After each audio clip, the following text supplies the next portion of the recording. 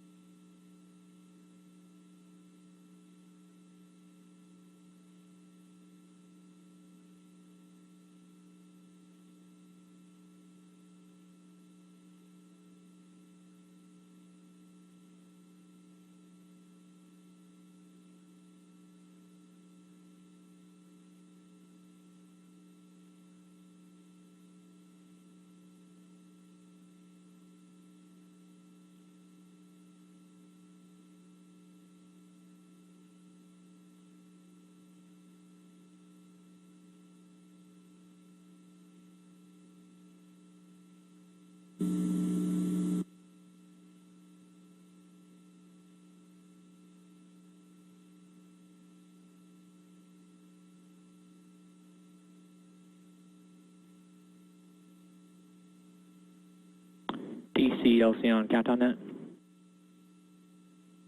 Dragon terminal count auto sequence has started. Copy.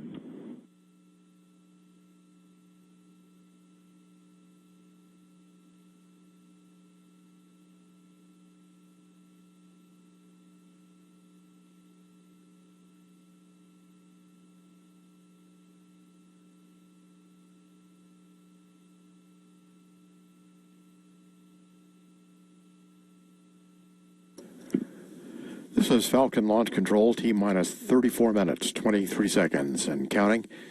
Confirmation now that the automatic launch sequencer on board the Dragon capsule has started proceeding toward launch this morning. Nothing is amiss in the countdown right now. We're continuing to load the rocket with its propellants, the liquid RP-1 and liquid oxygen.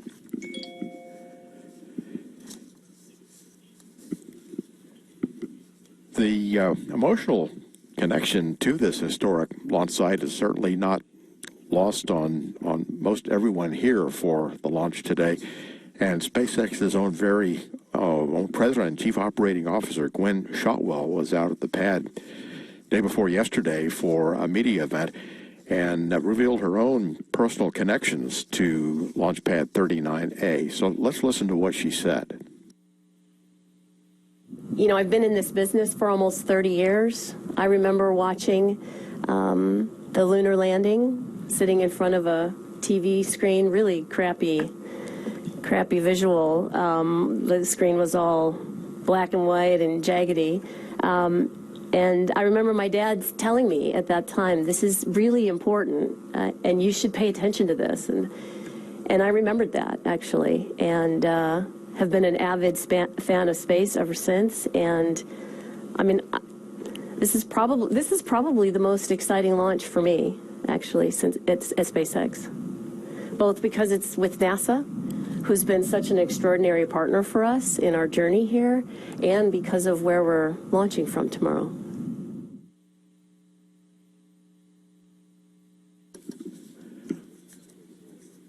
Right now, out at the launch pad, the weather is gradually moving through the area, and offshore is expected to be clear of the area in time to give us a go for launch. Currently expected around 9:20 or so, but at this point we are on schedule for a 9:39 a.m. launch this morning, and also the return of the first stage booster about 8 minutes after launch, and it will sound its return, signal us that it's on approach about 8 minutes before or after the launch. It'll touch down at landing site 1 that SpaceX has over on Cape Canaveral Air Force Station.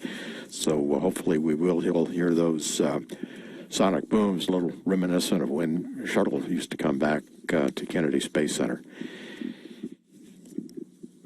And right now, we're at T-minus 31 minutes, 34 seconds and counting. This is Falcon Launch Control.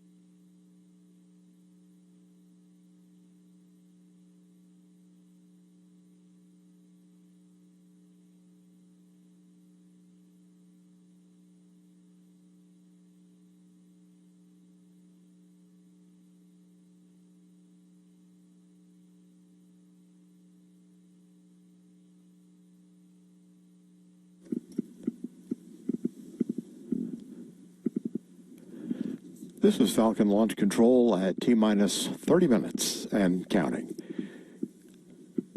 Video of the Falcon 9 rocket venting liquid oxygen as the second stage now begins loading its liquid oxygen propellant.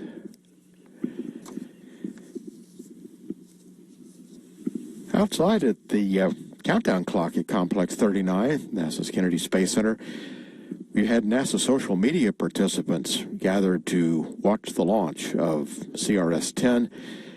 A NASA social, as we call it, brings together a broad range of people who engage with NASA on various social media conduits. These events provide NASA followers with the opportunity to go behind the scenes at NASA facilities and events and speak with scientists and engineers and even some astronauts. So we're going to go now to NASA's Josh Finch, standing by with some of our NASA social media participants, and tell more about their experience here at Kennedy. I'm here with Aaron Sharoni, who has Thank you, George. I'm here with Aaron Sharoni, who has had a chance to get a behind-the-scenes look at the Kennedy Space Center. We're here at the countdown clock just a few minutes away from launch. And Aaron, tell me a little bit about the behind-the-scenes tours that you've had at the Kennedy Space Center. This is my third NASA social, and as always, it's been just incredible to be able to see not only what's going up there, but all of the work that goes into it. I study genetics in addition to working in music, which seems like it's totally separate, but actually it's very interconnected. And one of the things that I found particularly interesting was when we heard from Dr. Anita Goel, superbug up to the space station, which you may have heard about, MRSA, which is a very common infection in hospitals. And the reason that it's so difficult to treat is because the bug constantly mutates. And so she's going to be looking at how it mutates in that environment. And it's going to be obviously controlled, but you're exposed to completely different things there. So, yeah, I found that actually absolutely incredible. You've also gotten a chance to visit some of the facilities like the Vehicle Assembly Building, but also a chance to get an up-close look at Pad A, where today's launch will be from. Tell me a little bit about those tours. We actually walked onto Pad B, which was incredible because I've seen pads up close, but to actually physically stand on top of the last place that an astronaut's feet touched the ground before, you know, the Apollo missions left for the moon or the shuttle left for the ISS is just, I don't even know that I have any words for it. And I'm someone who speaks quite often. I'm pretty vocal, but yeah, it's just a feeling that really puts humanity and your own humanity in perspective, and it's really humbling, not just the size, but the enormity of what went into something like that. All of the people, I mean, we've met engineers, we've met scientists, we have docents who are working as volunteers who, Jean, who's standing over here, sewed panels onto the space shuttle, which I then went and saw when I saw Atlantis at the visitor center. So yeah, just that overwhelming sense of, oh my God, it really is this giant collaborative effort. And I feel like if more people saw that, they would understand that this biosphere really is, in fact, a biosphere. It's a place where none of us are separate, no matter where you live in the world, no matter what job you work in. Every single thing is so critical. Yeah, and it's just overwhelming, and I'm really, really excited to be here. That's great. And so yesterday's launch attempt was scrubbed, but you got to come back for day 2. Yeah. All right. So that's pretty great. So tell me a little bit about what it feels like to be here. I'm so excited. Again, it's kind of hard to put into words what watching a launch, especially this close, as you can see, you know, the pad right there. This is closer than we've been in the past. But to see any launch, to actually feel it, again, you just get that sense of, I'm just this tiny little thing here, and it's taken so much to make this one moment happen. But the cool thing was that despite the fact that the launch was aborted yesterday, we did get to go see some really cool behind-the-scenes stuff afterwards. And there's a program called Plants in Space. You know, if we're going to go on long missions, we're going to have to learn how to create our own food. Astronauts can't go to Mars and live on packaged food. You just can't get enough of it up there. So anyone who's seen The Martian saw Matt Damon growing the potatoes. But we actually are, I guess, working on growing plants in space. Anyone who followed Scott Kelly saw him grow the zinnia flower. And the coolest part of visiting those facilities was not just talking to the scientists who are sending these plants up there and building these mini little biospheres and getting the experiments right to understand how they're mutating, how they're reacting, let's say, to radiation and microgravity. but they actually, this is incredible, they gave us packets of zinnia seeds that returned from the ISS. So we each have our own little packet, and it's stamped with the date and the name, and I hear it has a certificate inside of authenticity, and yeah, so literally we have seeds from space, and I don't know that any NASA social has ever gotten something that was in space and returned, but that to me is literally the best souvenir I have ever gotten in my entire life. It's going in a frame, it's going on my wall, and if I ever have kids, I'm telling them about it because it's really incredible. Well, thank you for being here. Thanks. And back to you, George. All right. Thank you, Josh. And we've had some good news from the range. They just report that they are go. And our launch weather officer, Mike McLean, reports now that the weather constraint that we had with us, that's now been lifted, so we're go for weather. So go weather, go range, and it means that we're on track for a launch at 9:39 this morning. A lot of work has gone on at Pad 39A to reconfigure this pad for a commercial mission from the days of Shuttle and even Apollo. And we've got a brief video to look at to talk some about that turnaround activity. 1960s, NASA built a pair of launch complexes suitable for the needs of the world's first moon rocket, the Saturn V and its Apollo spacecraft. Built up more than 40 feet above the surrounding lands, the pyramid base of Launch Complex 39A required months to sculpt by massive earth-moving machines before concrete was poured to hold it in place. Engineers next cut a 571-foot-long, 58-foot-wide flame trench through the middle of the mound to deflect the exhaust of the 7.5 million pounds of thrust from Saturn V rockets lifting off for the moon. The first mission to land astronauts on the moon lifted off from Pad A in July 1969. Apollo 11 kept the promise made by President John F. Kennedy that we would go to the moon by the end of the decade, when Neil Armstrong and Buzz Aldrin first set foot on the lunar surface. Those heroes were followed by 5 more missions that would land astronauts on the moon.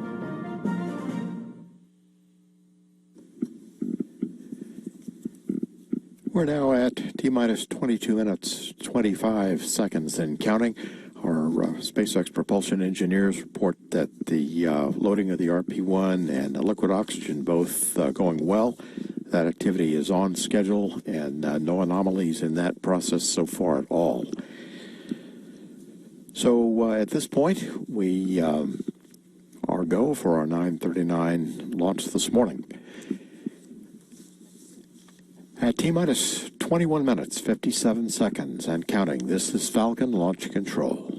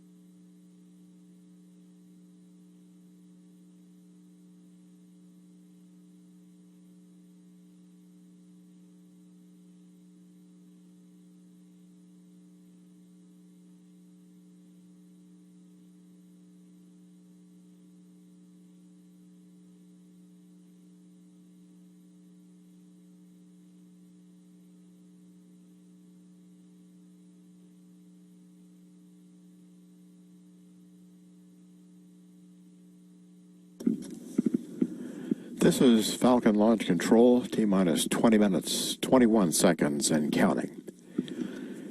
You'll notice that Kennedy Space Center looks a bit different than it did for Apollo and even some from the shuttle missions. And that's due largely in part to the commitment of NASA employees to help enable the commercial aerospace industry. And for more on what that looks like in practice, we have our own Stephanie Martin joining us once again. Stephanie? Thanks, George. We're here at Kennedy Space Center in front of the Vehicle Assembly Building, and it sure is an exciting time to be here at Kennedy. I'm here with Center Director Robert Cabana. Mr. Cabana, thank you so much for joining us today. Well, good morning, Stephanie. Let's try this again. I got my shades on here, hoping that I'm going to bring out the sun. We got the rain showers have moved through. I understand weather's go. They resolved all the technical issues last night. The Spacex team did an awesome job. So hopefully we're going to be able to get off here in just about 25 minutes. I can't wait to see. It should be a great launch. So can you tell us a little bit about the transition that's gone on here at Kennedy Space Center? Absolutely. You know, like I mentioned yesterday, I mean, this is an exciting time, and the story kind of tells itself. Just looking here, we've got Boeing in the X-37, the Air Force space plane, operating out of OPF Bays 1 and 2, what used to be OPF Bays 1 and 2, now they're orbital test vehicle processing facilities. Okay. And over in what used to be OPF Bay 3 is the C-3PF, Commercial Cargo and Crew Processing Facility with Boeing and the CST-100 Command and Service Module. Of course, inside the VAB, we've got SLS and Orion. We're going to be stacking that up in High Bay 3. All the platforms are in. You can't see the mobile launcher. It's on the other side over there, but we're going to complete that in September, get it inside there for testing. And out at Launch Pad 39B, we're almost complete with all the modifications out there, too. That'll be complete in August. So we're moving ahead, getting all the ground infrastructure in place to support SLS and Orion, and that first step to Mars right off that pad. And, of course, you know, 39A, we've got SpaceX out there getting ready to launch cargo to the International Space Station this morning. Commercial crew, hopefully in the not-too-distant future. They're also going to launch their Falcon 9 Heavy off that pad. You move on a little further, you can see Pad 41 out there and the crew access towers out there for the Atlas V and the Boeing folks. So, you know, it's just really an exciting time. And you can't see it, but over in Exploration Park, there's this huge facility going in that Blue Origin is building to build and process the New Glenn rocket.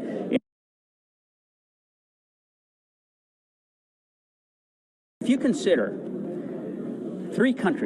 only three countries have launched humans to space: the United States, Russia, and China. But right now, in the United States, 4 different commercial companies are creating crew vehicles. Boeing, SpaceX, Lockheed Martin with the Orion, and now Blue Origin. And that's pretty amazing. It's an exciting time in human spaceflight. So we've got a lot of companies coming here to Kennedy. What attracts them to this area? Well, location, for one thing. I mean, we're on the Space Coast. It's an awesome spot for launching to orbit, safe because of the ocean, and fairly close to the equator in the United States, so you get the orbital rotation of the Earth, helping you get that orbital velocity. But more importantly, we have the workforce here in Brevard County, the technical workforce, the capability to support those operations, as well as, you know, at the end of the shuttle program, we had a lot of facilities, as you can see, that helped support and enable commercial operations here at KSC. So as part of this multi-user spaceport, we've transitioned facilities. Once these companies are here on site, how do they continue to work with NASA? What's that partnership like?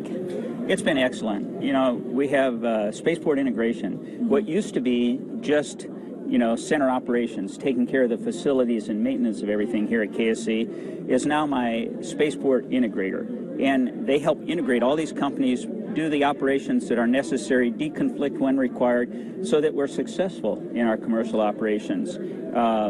The partnerships that we have with the commercial companies in the state of Florida, you know, well documented, various types of agreements, very effective in enabling commercial ops here at KSC. Thank you. Now, we've talked a lot about the work that's been done over the last couple of years. What's the next big milestone that you're looking forward to? Well, for me, I want to see 2 things, all right? And I got a few more agreements I want to get in place, too. But I really want to see commercial crew flying off pads 39A and 41. I want to see a U.S. rocket taking crews to the International Space Station from right here at the Kennedy Space Center, not having to rely on our Russian partners. And then I want to see that big SLS rocket roll out of that building, you know, all stacked up. Even when it rolls out to the pad on its tests, not for launch, to be able to see the scale and magnitude of that rocket, what we're building, what we're accomplishing, I'm really looking forward to that. It's going to be an amazing time, and we've got a lot of exciting years ahead of us. Absolutely. Thanks so much, George. Back to you. Of that. It's the Stratospheric Aerosol and Gas Experiment 3 ISS, also known as SAGE 3, and it's an instrument that will be mounted on the exterior of the station to scan the horizon line and collect data about the ozone fluctuations in this protective layer. Good morning, everybody. I'm John Federspiel, a lead mechanical design engineer here at SpaceX, and it truly is an honor again to be here with you to share this inaugural launch from Kennedy Space Center, Pad 39A, for our 10th Commercial Resupply Services mission. Now, if you were tuned in yesterday, you saw that we aborted our mission at the T-minus 13-second mark due to an issue with our second stage TVC actuators, TVC being thrust vector control. What these actuators actually do is they gimbal the engine on the second stage. The second stage only has one engine. And we use these actuators to point the second stage engine and allow us to do pitch and yaw control. So as you come up, that's... I want to see two things, all right? And we need to attain. Now, we saw an issue with our backup portion of the thrust vector control system. Our primary set of the system was looking okay. However, out of an abundance of caution, we did opt to scrub the launch yesterday to replace the entire thrust vector control actuator. And today we proceeded to go through a bunch of testing this morning. Our team performed a bunch of wiggle tests where they basically actuate the second stage engine, and the response we saw from both the primary and backup were exactly as we were expected. So as of this moment in time, we are tracking no issues at the moment. If you were out at the pad, you saw there were some rain, some precipitation coming down. That rainstorm has cleared. We're literally threading a needle in some clouds at this moment, but there should be no constraints to weather, range, Dragon, or Falcon 9 for today's launch window. It is an instantaneous launch window, so if there were any issues, we would be scrubbed and our backup would be on Tuesday. But for now, as I mentioned already, Falcon, Dragon, and Kennedy Space Center, everything is, all systems are go for today's launch.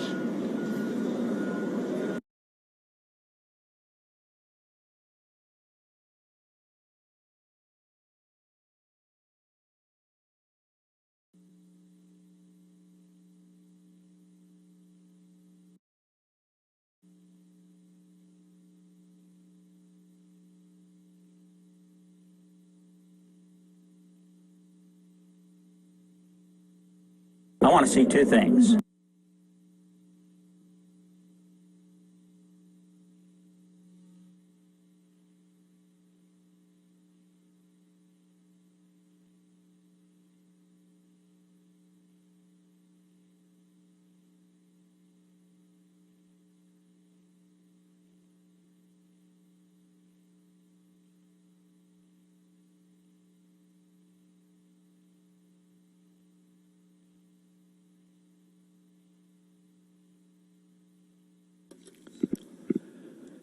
This is Falcon Launch Control, T-minus 11 minutes, 37 seconds and counting.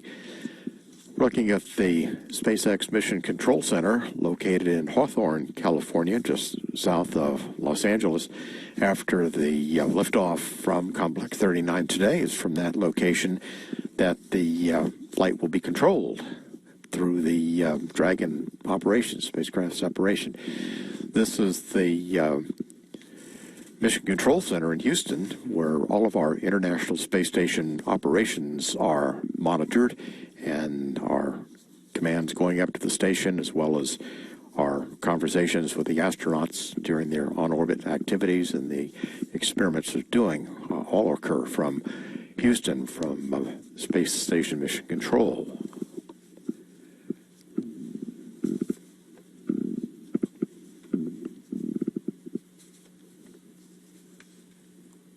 Looking now at our viewing site up on Banana Creek on the shore of the Banana River, where our invited guests are waiting with anticipation for the launch today. many of them having been here yesterday and are fortunate to have been able to come back for our second launch attempt today.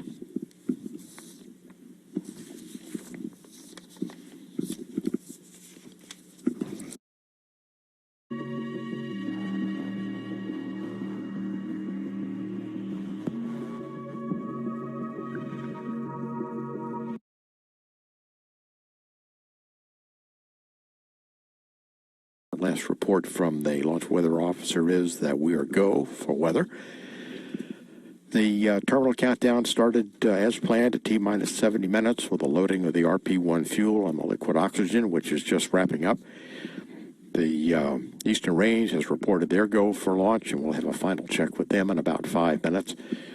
So at this point, all of our countdown activities remain go for a 9:39 a.m. launch this morning from Launch Complex 39 at the Kennedy Space Center in Florida.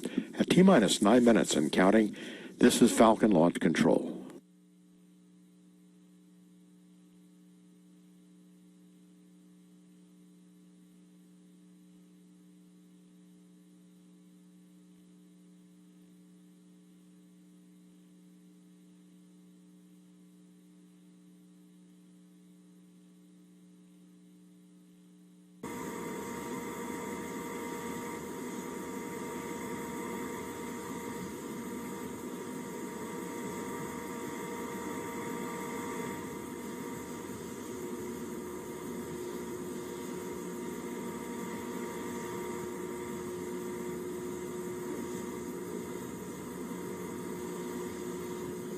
MVAC and M1D hydraulic pressure stepping up.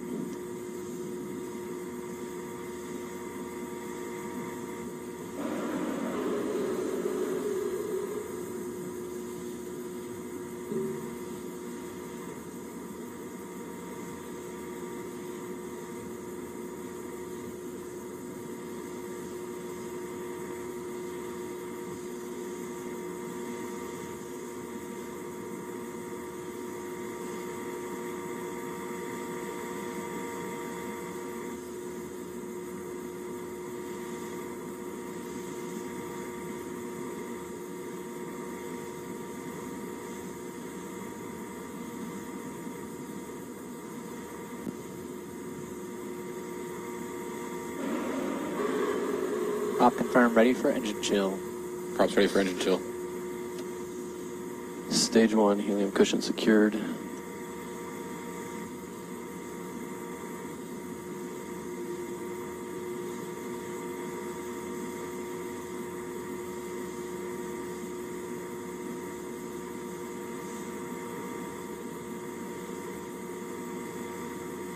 MVAC and M1D chilling in.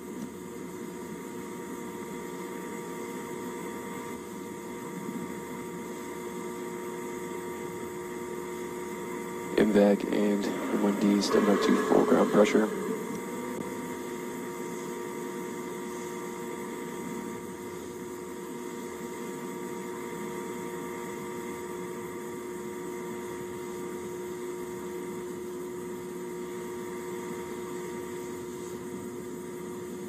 MVAC stepping through FTV motions.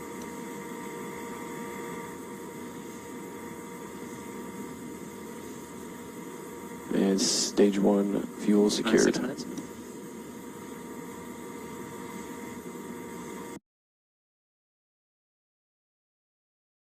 Still go for our 9:39 launch this morning.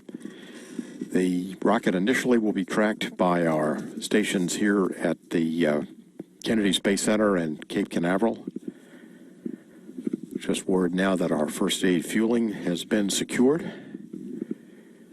As the vehicle goes up the coast, we'll be tracking it from Bermuda, the Air Force Station in New Hampshire, and then from Newfoundland before our spacecraft separation occurs. And once Dragon separates from the Falcon rocket, Falcon also has communications through NASA's Tracking and Data Relay Satellite System. Launch vehicle reported to be now in self-alignment. Thrust vehicle systems report they are good. Thrust vector system, which was our concern in the last part of the count yesterday. That was simply changed out overnight to have the most propitious change to put us back in a launch configuration this morning. Any issues, we would be scrubbed for the day, but for now, all systems are go from Kennedy Space Center. Just a few minutes after the Falcon 9 lifts off from Pad 39A, it will be returning to land at Landing Zone 1. Landing Zone 1 is an old launch pad at Cape Canaveral Air Force Base that SpaceX has transitioned into a landing pad for receiving first stages.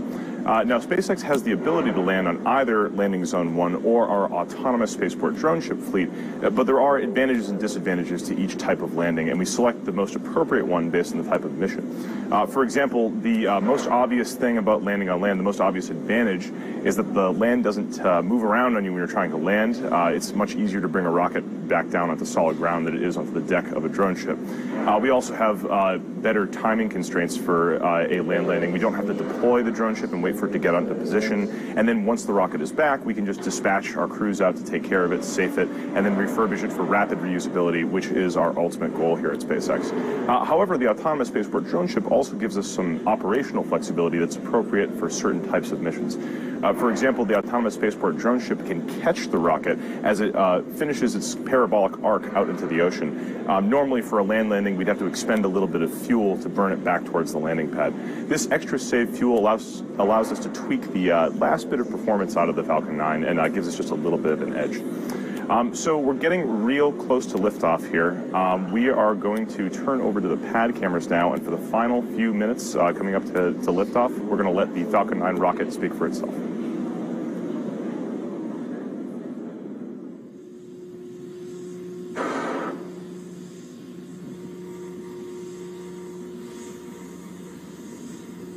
Stage 1 lock secured.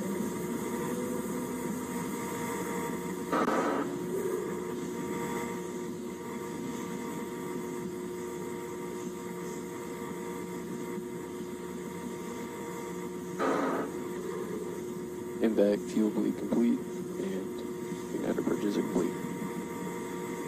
Strong bag secured for launch, 88.5 degrees.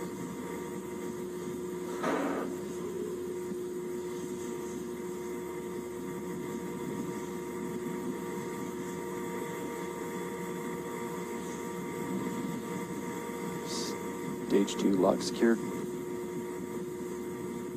T-minus 2 minutes. And Falcon 9 is on internal power.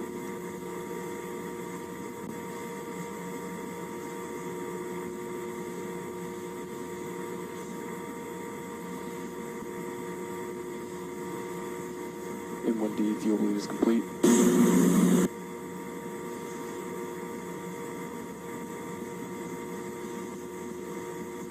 Falcon 9 is in self-align.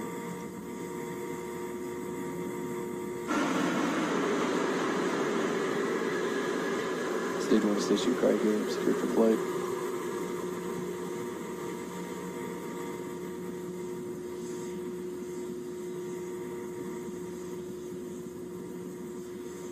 FTS operator, verify AFTS is ready for launch. AFTS is ready for launch. VCDC, verify Falcon 9 and Dragon Arm startup. Falcon 9's in startup. Dragon is in startup.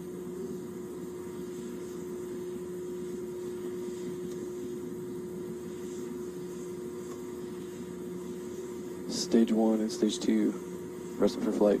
LD, verify go for launch. LD verifies go for launch.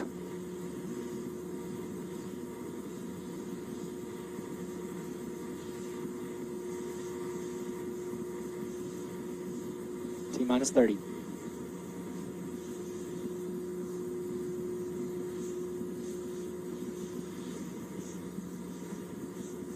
T-minus 20.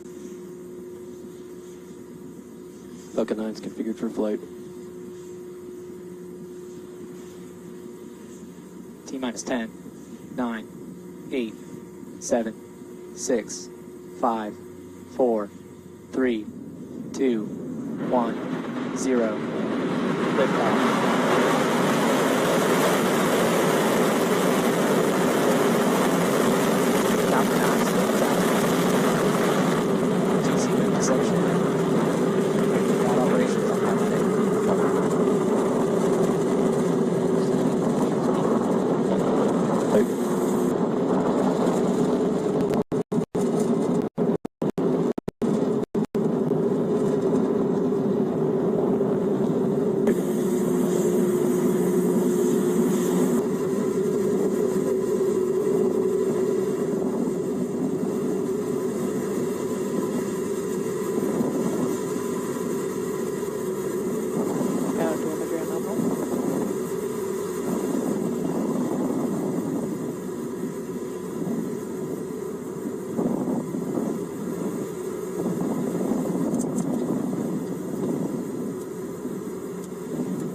And Falcon 9 is on its way to delivering Dragon for its 10th commercial release resupply services mission. This is the first time a launch vehicle has left Earth from 39A since the Space Shuttle Atlantis in 2011. Everything continues to proceed nominally. We are just about to transition through Max Q, maximum aerodynamic pressure. That's right after we pass supersonic. Max Q is one of the highest stress states on the rocket.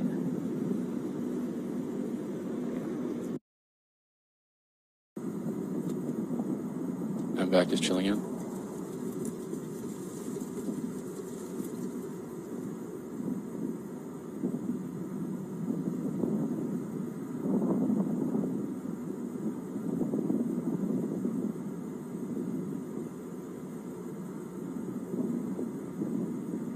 Look nominally for today's launch. You'll continue to hear the operators call out various power and communication system performance as well as propulsion.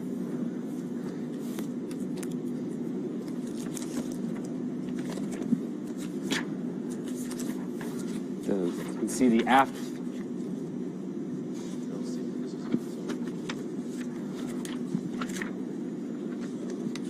Now what you are seeing is a view from the inside of the second stage.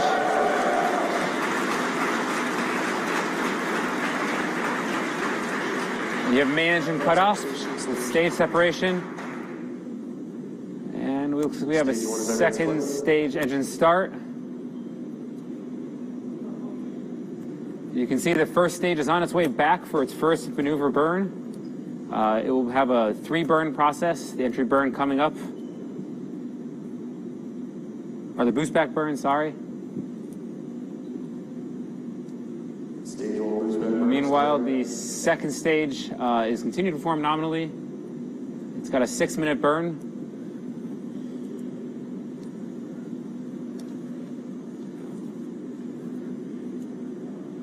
The first stage burn continuing to proceed nominally. This we are seeing is a boost back burn will go on for about another 10 seconds. So as you just saw, we had a successful main engine cutoff, a successful stage separation, and then a successful second engine start. It was a little cloudy for the Falcon 9 coming off the pad, so we didn't get a great view of it, but it looks like we...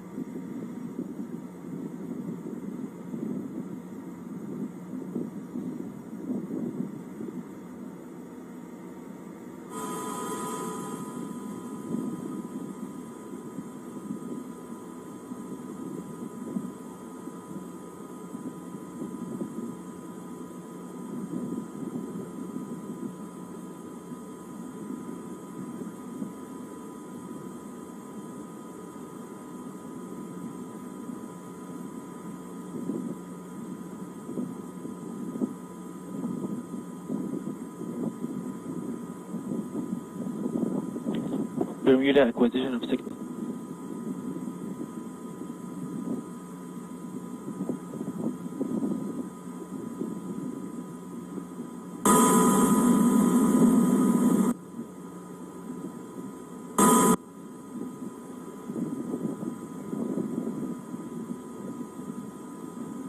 How do they exert such a large force on such a large cylindrical body? And it's the same principle. If you stick your hand outside of a car when you're going 10 miles per hour on neighborhood streets, it doesn't affect you very much. But if you stick your hand outside when you're going 80 miles per hour on the freeway, you can exert a very, very large force upon a large surface simply from the air particles. The grid fins are doing the exact same thing. They're little airplane wings that are steering us back to landing zone 1. Now, given the cloud conditions at the pad, it doesn't look like we're going to have great video of the first stage coming down from the pad, but we do have a crystal clear video link with the first stage, and just like last landing, I think we're going to have great video all the way back down. Yeah, so just in case if you're joining us right now, we had a cloudy but successful liftoff of Falcon 9 from Launch Pad 39A at Kennedy Space Center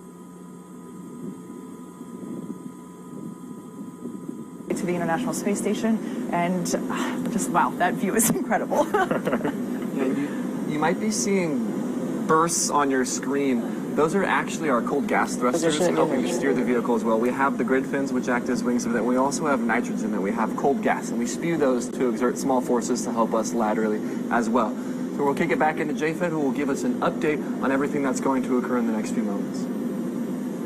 About 6 minutes into the count right now, everything continuing to proceed, and nominally you can see that first stage is guiding back to Earth. It's coming up for its entry burn. It's the second of the 3 burns. That entry burn should kick in about 15 seconds, 15 or 20 seconds from now. You'll see the engine ignition. We just deployed the grid fins. Are seeing as a viewer as well. That means we're coming back into the atmosphere, and we'll use those for coming back to Earth. You can also see all the clouds we're about to head through as we come back to Earth. That's why you didn't see as great a video on the way up, and we had to show you an animation. It was because we did go through the clouds. That call out was confirmation that the ignition did just occur. You can see it there on your screen. A slight delay on the video feed, but you will hear the call outs as they come up. This burn itself is going to last for about 15 seconds, and it has just shut down. Looks to be good right there. And then we have a landing burn coming up in about a minute from now. That landing burn lasting just to touchdown for about 30 seconds. So you're going to see it come right into landing zone 1, stage 1 there. Meanwhile, on your right side of your screen, you can see stage 2. The stage 2 burn is going to last for about another 2 minutes. Continues to perform very well. That stage 2 engine has pretty deep throttle capability. It can go from about 81,000 pounds to 210,000 pounds. That's how we target that precision orbit. We put in a parking orbit of 200 by 600 kilometers. That's all good there. Meanwhile, stage 1 is transonic right now, transitioning through the speed of sound as it's coming back to Earth, and everything is looking good to go. Okay, so you've got some footage there of the booster as it comes back down. We're waiting for the landing burn to begin very soon. It was cloudy on takeoff, so we are expecting some clouds as we re-enter. So we really hope to be able to bring some really good footage as it comes back down to landing zone 1, which is on ground. It's not one of our drone ships. And you can see it descending there with the landing zone in the background. It's amazing to think of what's happening. That is coming back from space with live footage. It is approaching the landing zone now. Landing zone.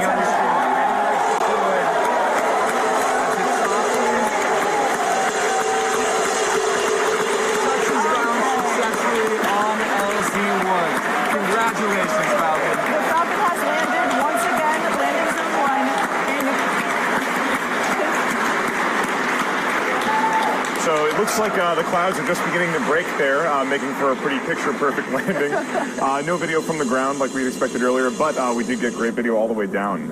So right now, the second stage looks like it's also proceeding normally. The primary mission today is, of course, to bring the Dragon to the International Space Station, and by all accounts, it looks like it's going very well right now. Yeah, so over the next few moments, what's going to come up, second stage is still attached to Dragon, so they're going to continue for a moment. Dragon will deploy its nose cone, that aerodynamic shield that it keeps to move through air efficiently. It will deploy that because once it's out in space, it doesn't need that mass. Then eventually Dragon will separate from second stage and will continue on its phasing up to the International Space Station. Exactly. During that time, we will also see things like the deployment of the solar arrays from the trunk section, which Brian mentioned earlier in our webcast. So it looks like the clouds are just beginning of the Dragon capsule.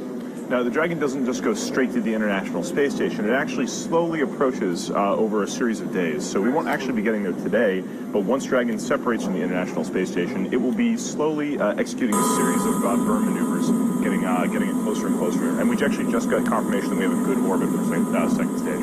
And that's wonderful news. Now, in order to get to the International Space Station, we go through what we call a series of phases. We don't just go diagonally up to the International Space Station. We do a series of movements away from the center of the Earth and a series of movements in co-elliptic orbits around the Earth. And those are appropriately named height adjust burns and co-elliptic burns. As we mentioned earlier, there is a safe zone around the International Space Station. So it's not like we can send it up with, thrusters going. It's a very controlled movement, very tiny. So it looks like the clouds are just beginning to break there, making for a pretty picture-perfect landing. No video from the ground like we expected earlier, but we did get great video all the way down. So right now, the second stage looks like it's also proceeding normally. The primary mission today is, of course, to bring the Dragon to the International Space Station, and by all accounts, and you can see it in the trunk there. It looks like we had a successful deploy. That's very good news. Yeah, that's fantastic news. So second stage actually burns a second time. It burned its first time.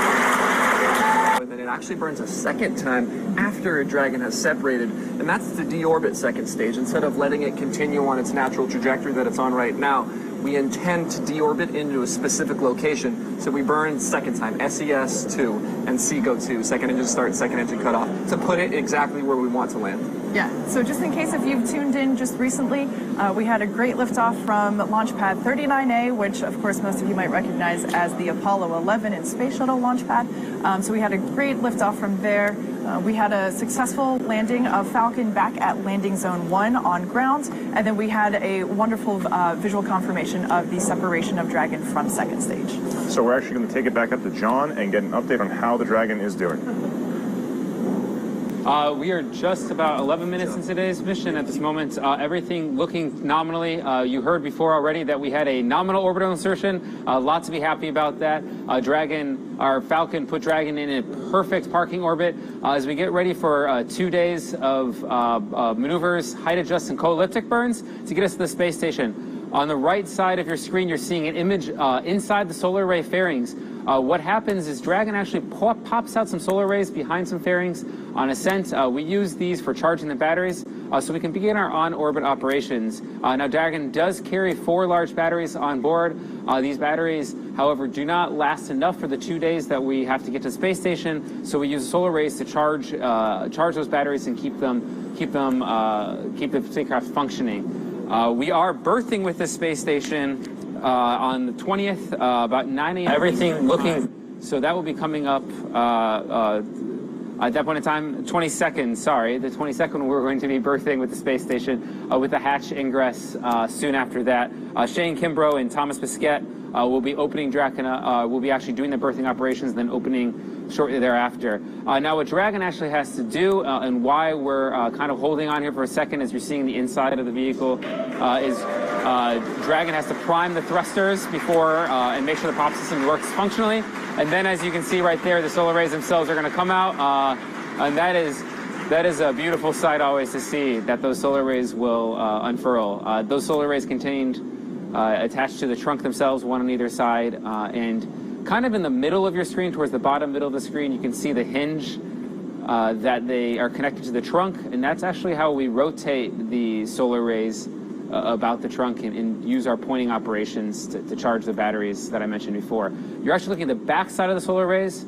That's actually the solar array wiring as we do the interconnects to the modules, and that's the other side of the solar array. You can see kind of the cresting of the Earth in the bottom as well. So for now, everything continues to look nominally, proceed nominally on orbit. No issues to report from Dragon. At this moment, we are in a perfect orbit, as good as you could hope at this moment. Everything on Dragon continuing to look good. And then, as you can, and you saw as well that first stage landed back at landing zone 1 for our first daytime landing. That was a beautiful sight as well for sure today. So everything here is looking good. So let's check back in downstairs with the rest of our team.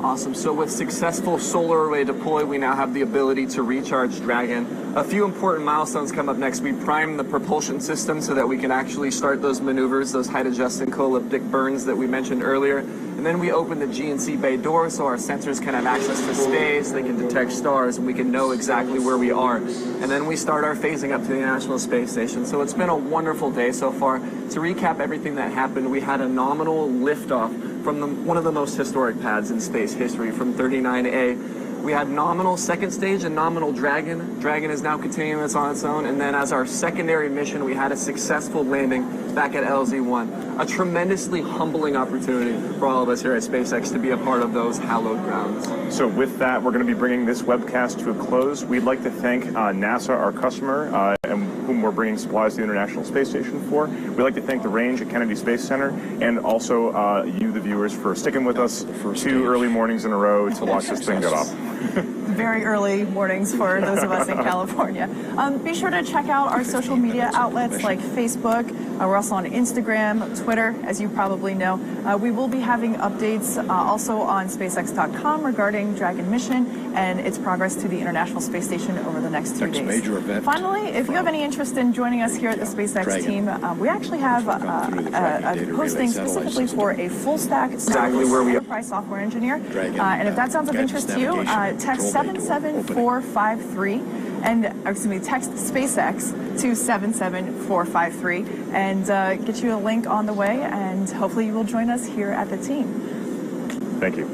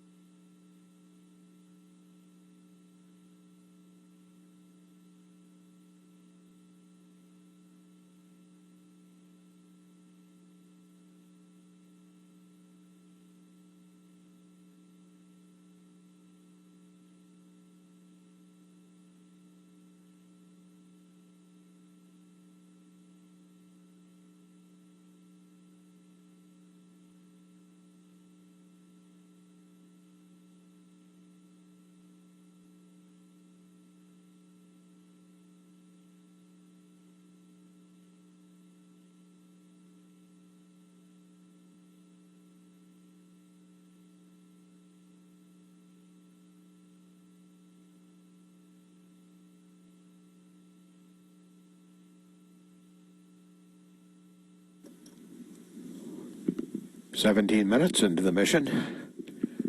This is Space Station Mission Control Houston. Meanwhile, the Dragon being monitored from the SpaceX. Newfoundland expected loss of signal. From the SpaceX Control Center.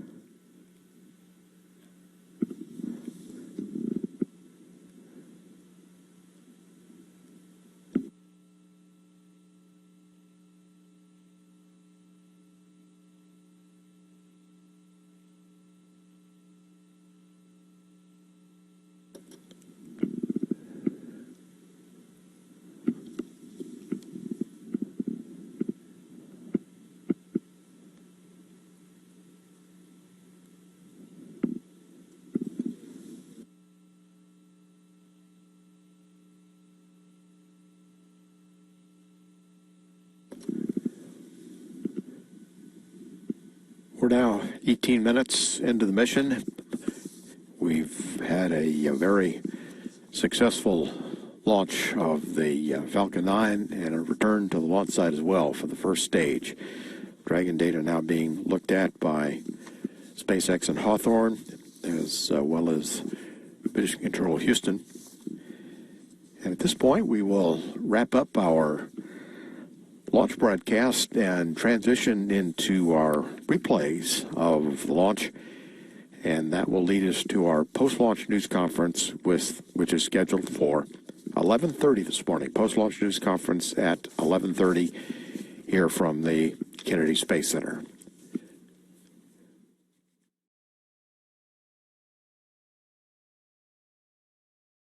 T-minus or T-plus 19 minutes into the flight of Crs-10. This is Falcon Launch Control.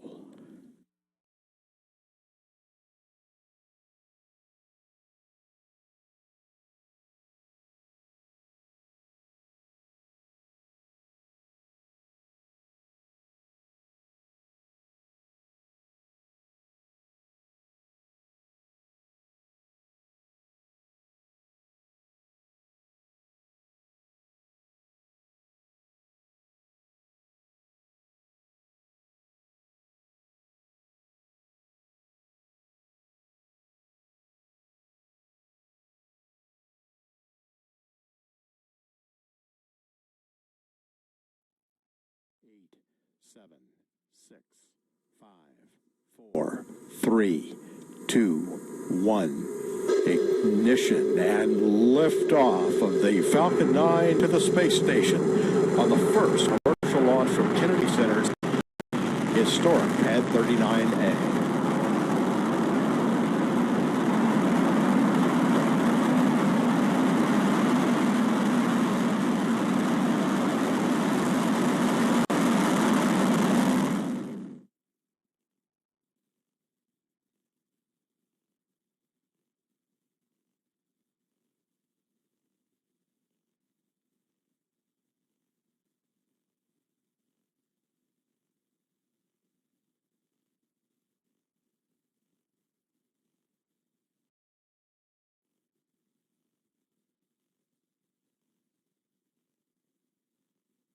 6, 5, 4, 3, 2, 1. Ignition and liftoff of the Falcon 9 to the space station on the first commercial launch from Kennedy Space Center's historic Pad 39A. Pad operation up on that.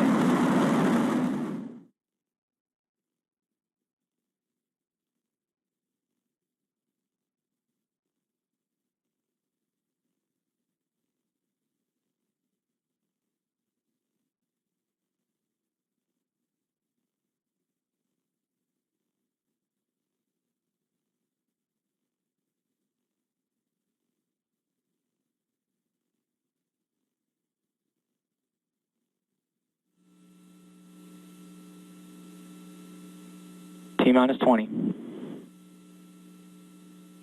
Falcon 9 is configured for flight. T-minus 15. T-minus 10. T-minus 10, 9, 8, 7, 6, 5, 4, 3, 2, 1. Ignition and liftoff of the Falcon 9 to the space station on the first commercial launch from Kennedy Space Center's historic Pad 39A.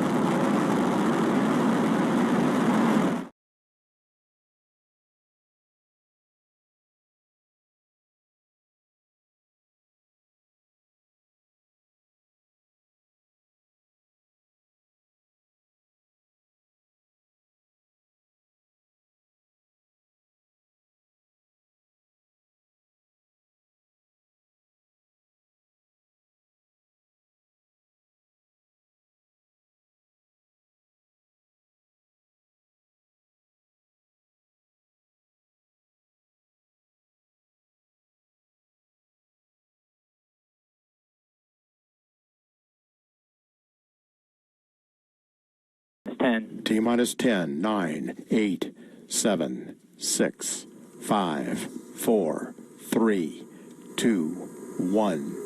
Ignition and liftoff of the Falcon 9 to the space station on the first commercial launch from Kennedy Space Center's historic Pad 39A.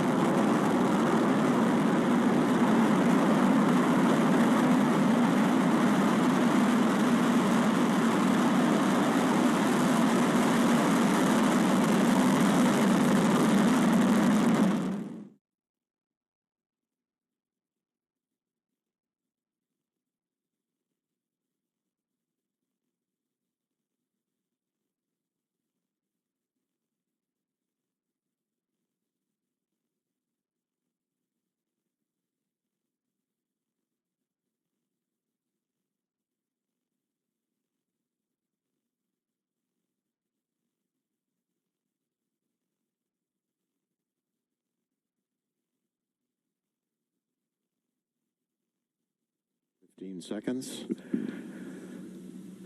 T-minus 10. T-minus 10, 9, 8, 7, 6, 5, 4, 3, 2, 1. Ignition and liftoff of the Falcon 9 to the space station. Launch from Kennedy Space Center's historic Pad 39A.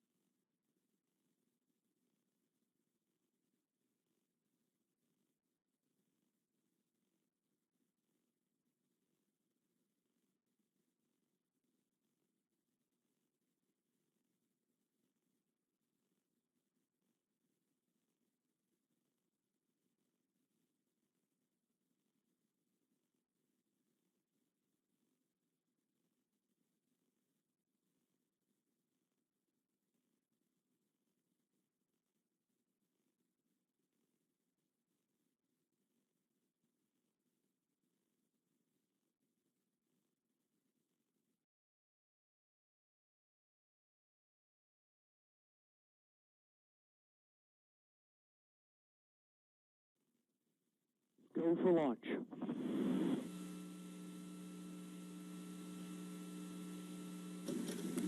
Preparing now to go into terminal count at T-minus 30 seconds.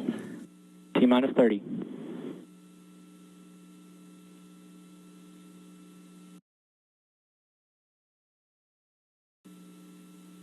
T-minus 20.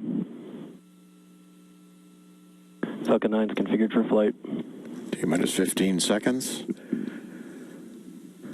T-minus 10. T-minus 10, 9, 8, 7, 6, 5, 4, 3, 2, 1. Ignition and liftoff of the Falcon 9 to the space station.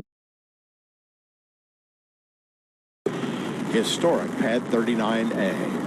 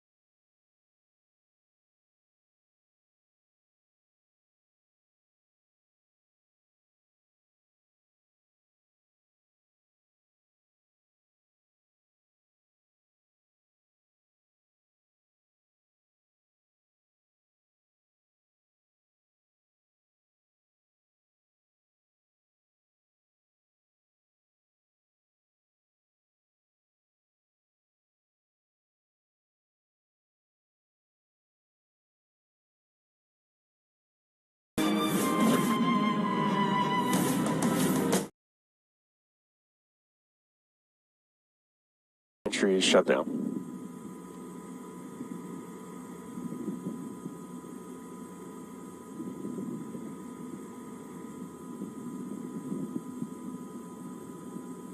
Falcon 9's in startup. Dragon is in startup. First stage AFTS has saved.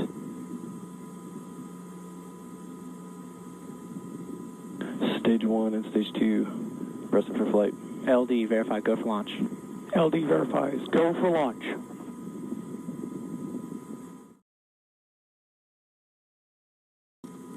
Preparing now to go into terminal count at T-minus 30 seconds.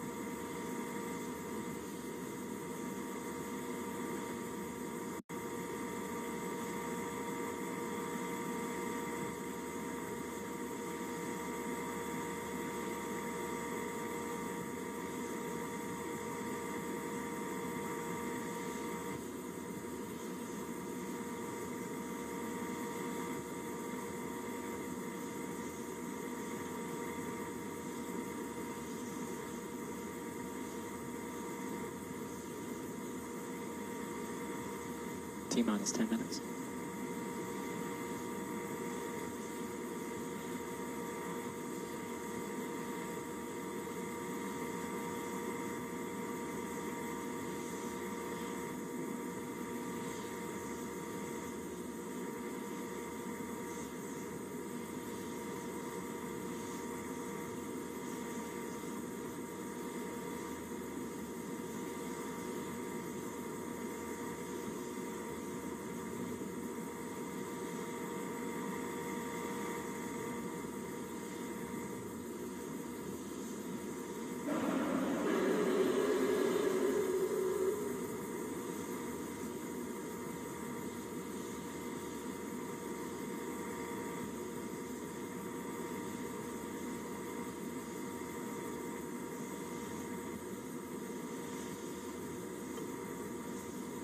M1D trim valve setups are complete.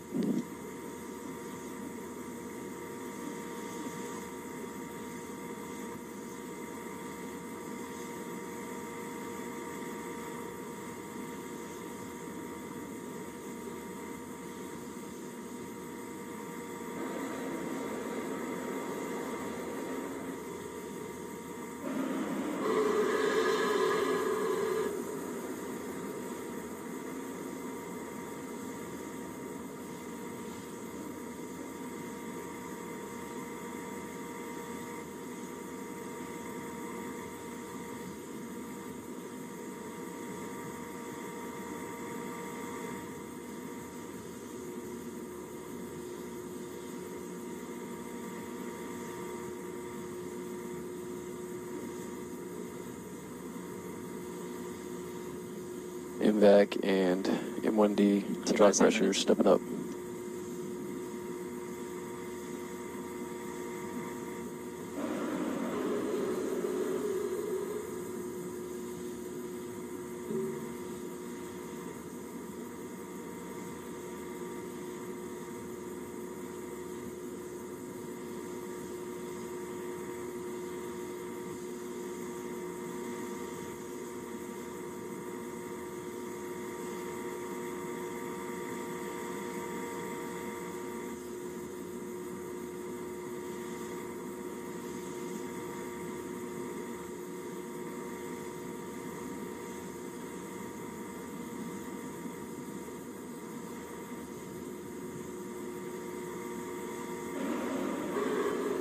Prop confirmed, ready for engine chill. Props ready for engine chill. Stage 1 helium cushion secured.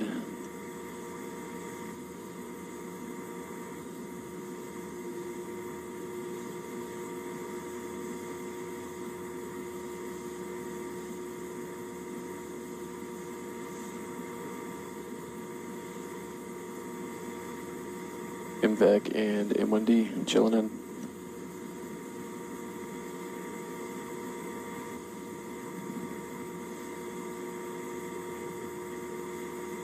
MVAC and M1D stepping up to full ground pressure.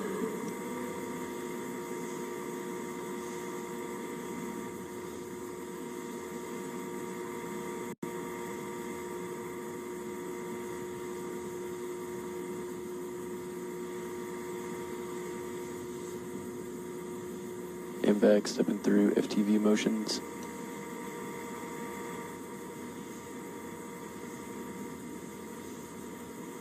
And stage 1 fuel secured. 6 minutes.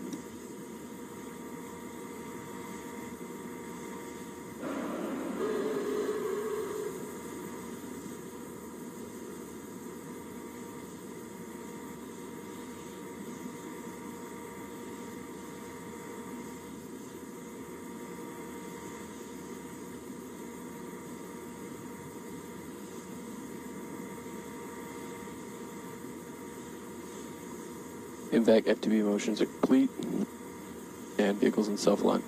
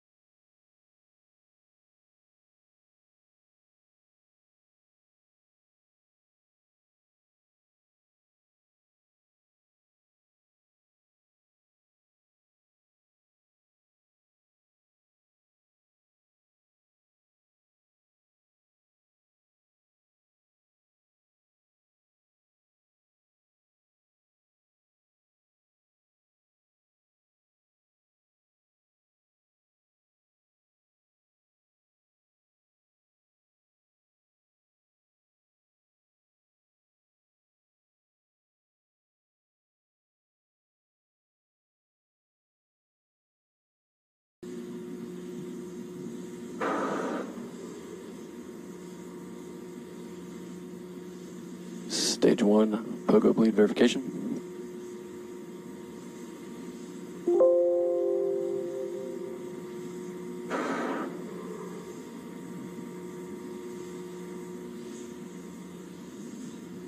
Stage 1 lock secured.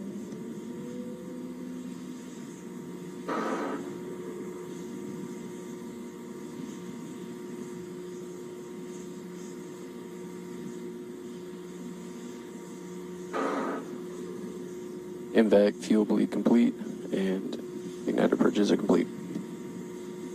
Strong vac secured for launch, 88.5 degrees.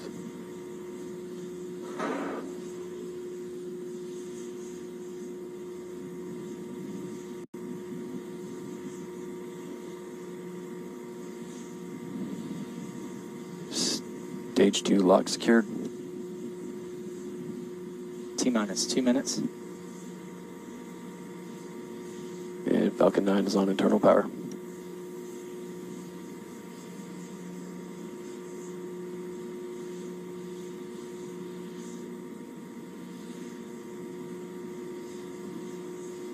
M1D fuel bleed is complete.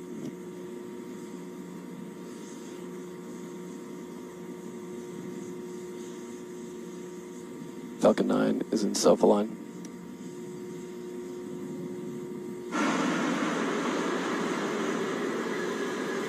Stage 1 to Stage 2 cryohelium secured for flight.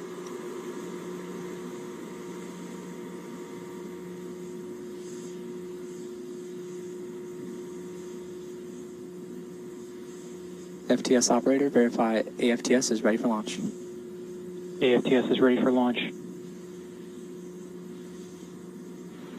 VCDC, verify Falcon 9 and Dragon are in startup. Falcon 9's in startup. Dragon is in startup.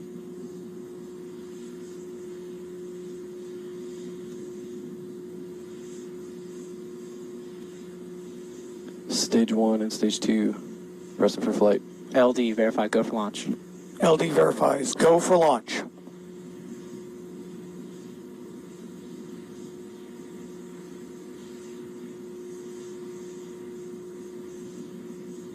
T-minus 30.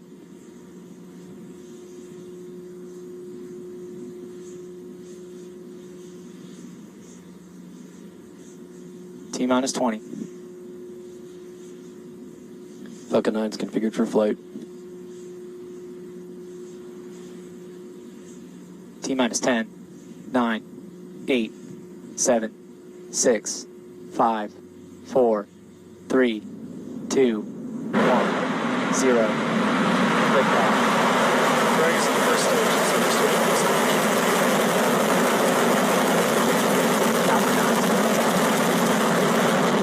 TCM selection. All operations on Falcon 9.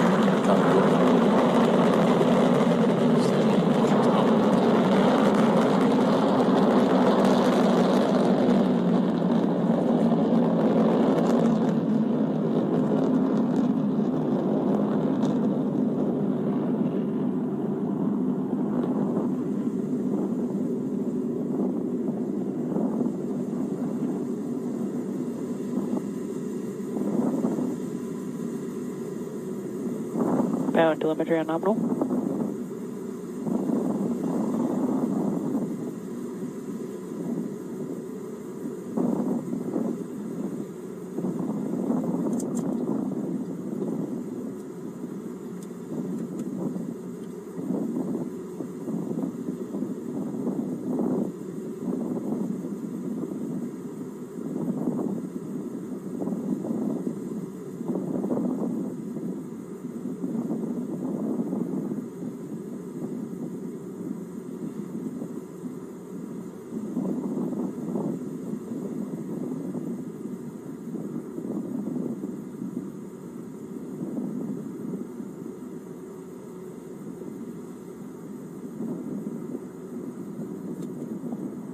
MVAC is chilling in.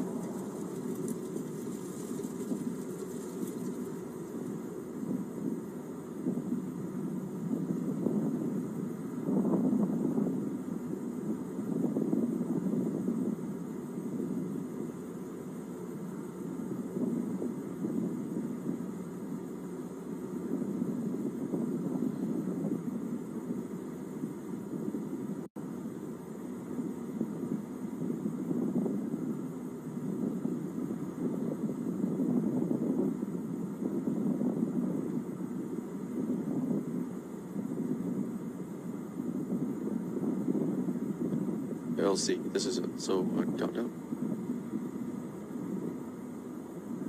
Miko. Stage separation.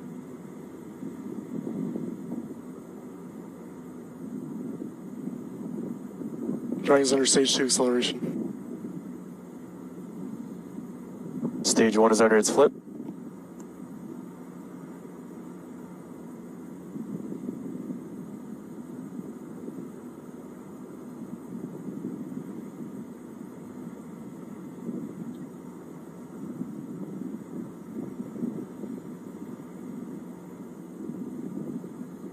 Stage 1 boost back burn has started.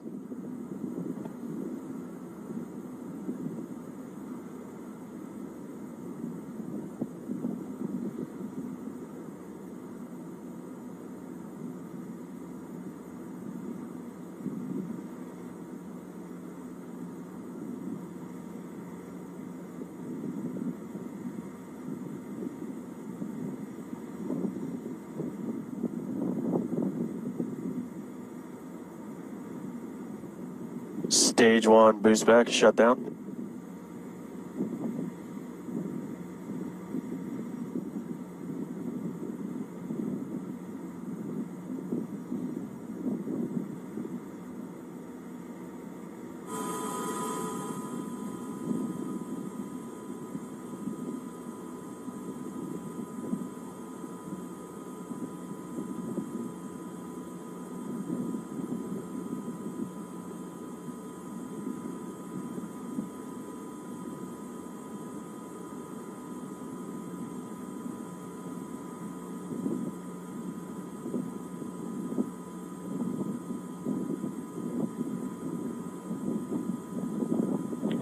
Bermuda acquisition of signal.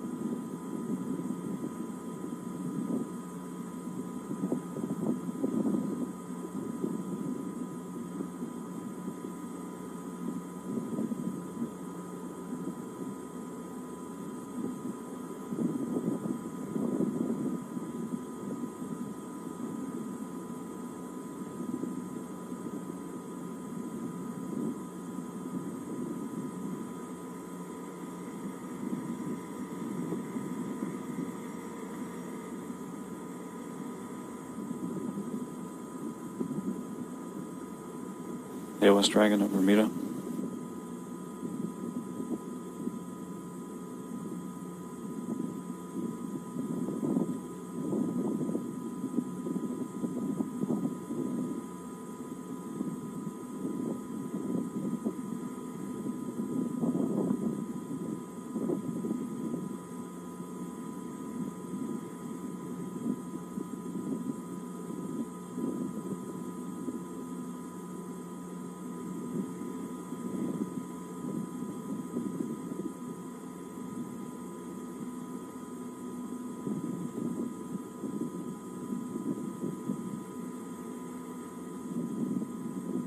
Position at New Hampshire.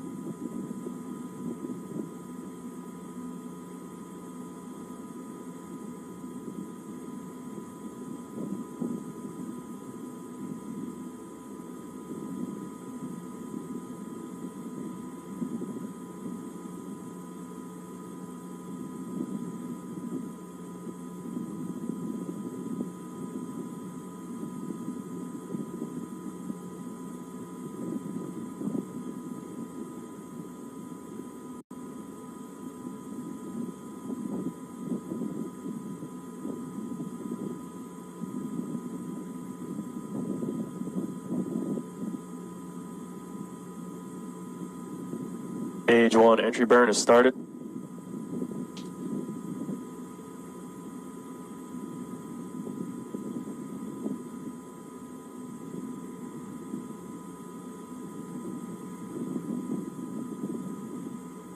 And stage 1 entry is shut down.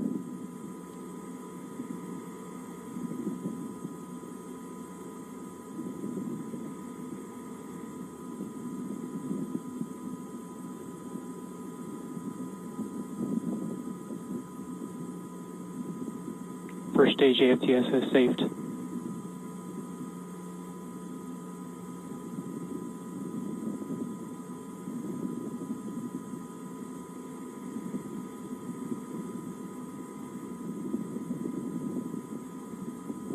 Stage 1 is transonic.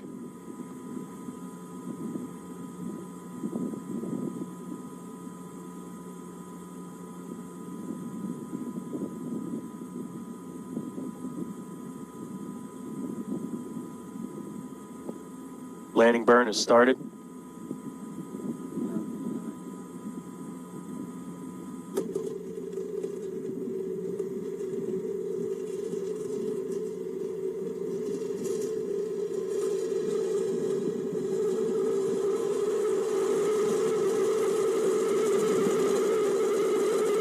Landing legs have deployed.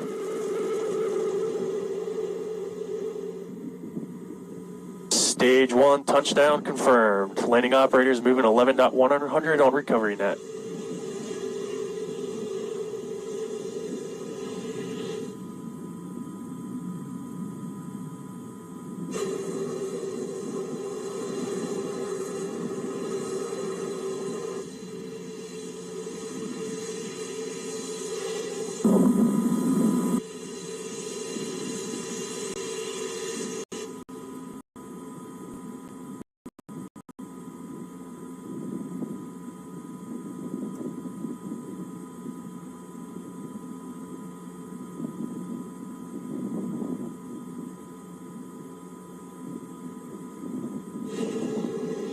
Second stage AFTSS saved.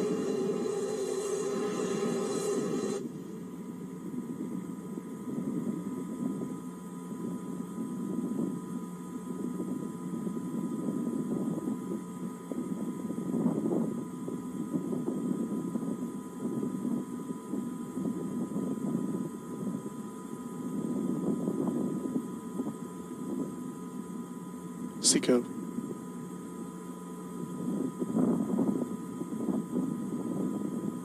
Dragon's in orbit.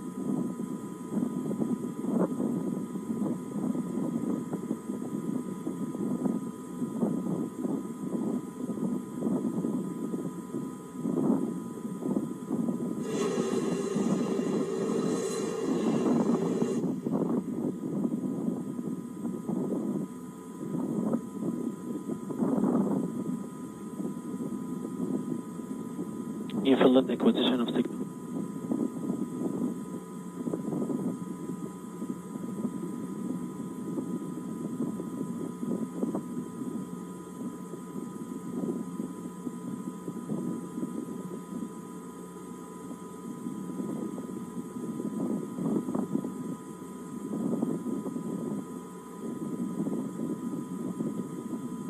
Dragon deploy.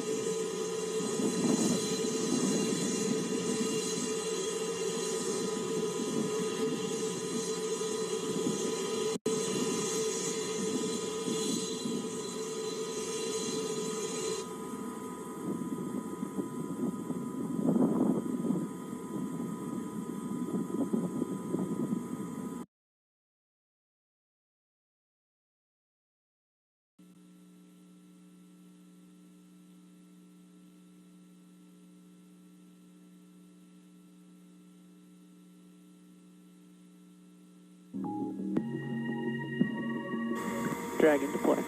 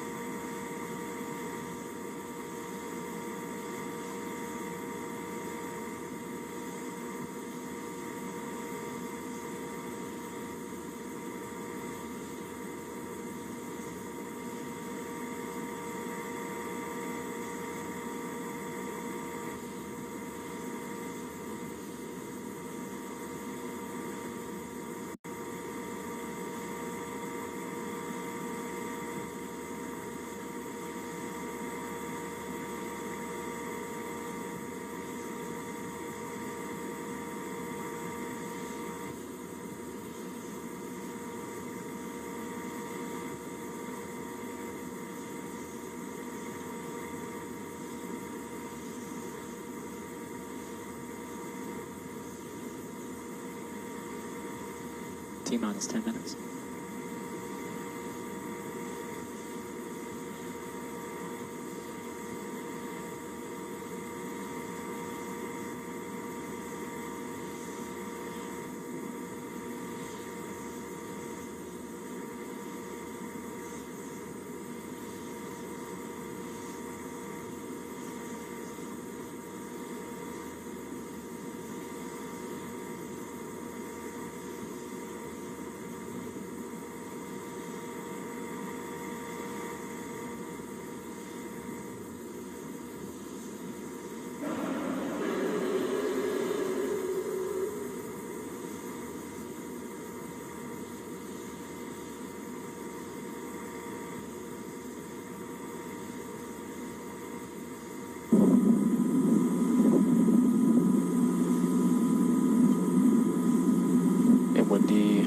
Trim valve setups are complete.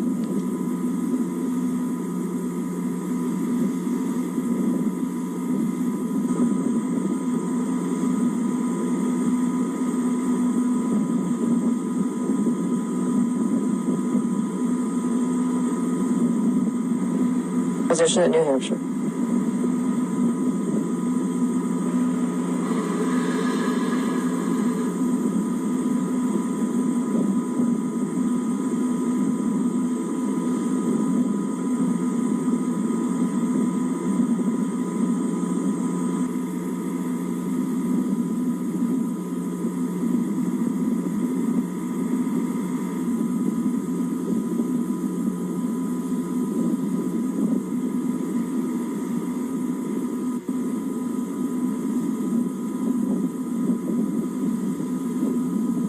Back and M1D hydraulic pressure stepping up.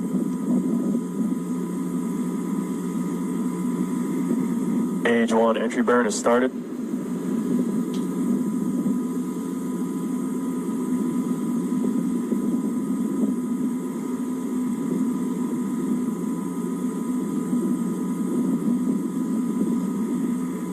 And stage 1 entry shut down.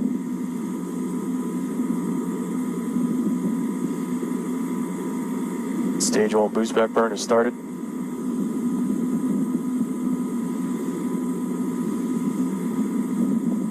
Stage 1 boost back burn has started. First stage AFTS has saved.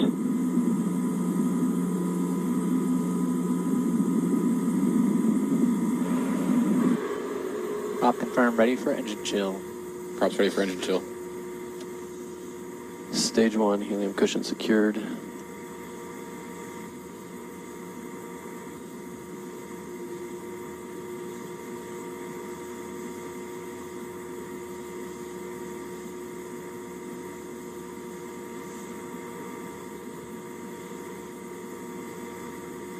MVAC and M1D chilling in.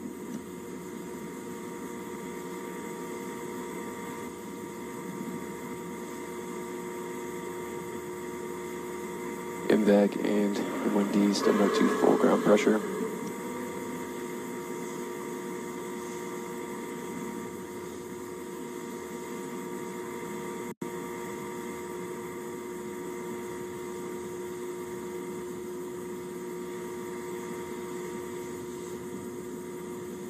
MVAC stepping through FTV motions.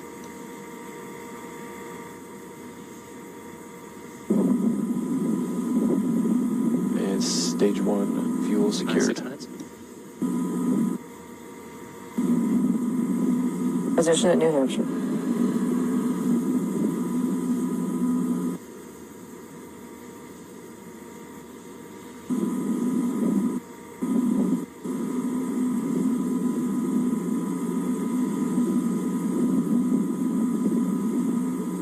And stage 1 entry shut down. MVAC FTV motions are complete. And vehicles in self-line.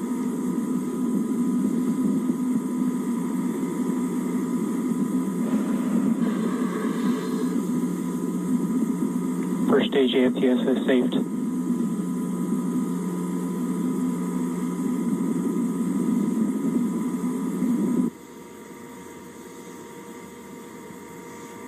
Stage 1 and stage 2 heaters are secured. Internal sequences have started. Minus 5 minutes. Stage 1 and Stage 2 pressing for strong back retract.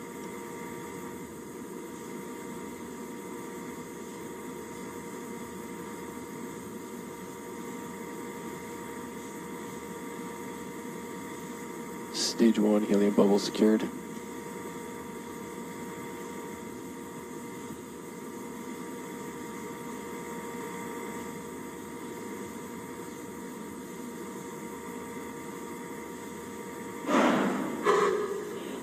Strong back lower sequence is starting.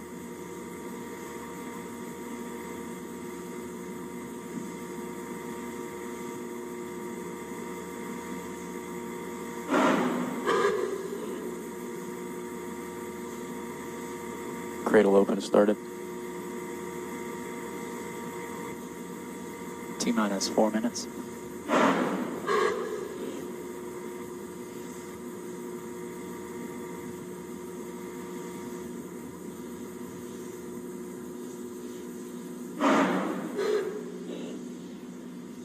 MVAC TVC motions complete. Securing ground side hydraulics.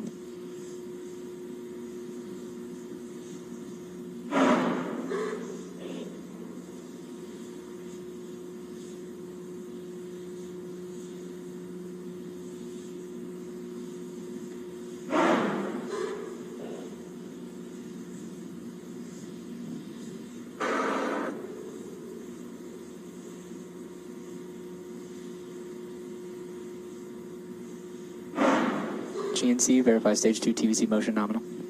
GNC confirms TVC motion nominal.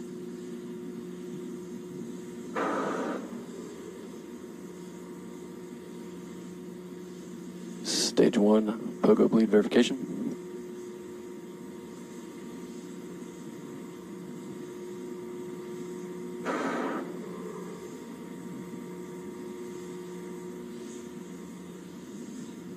Stage 1 lock secured.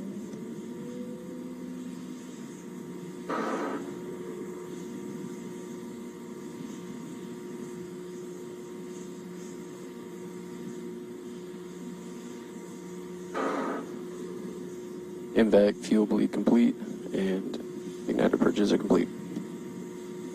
Strong back secure for launch. 88.5 degrees.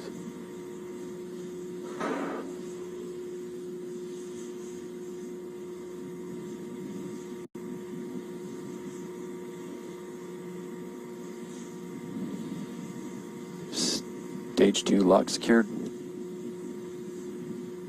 T-minus 2 minutes. And Falcon 9 is on internal power.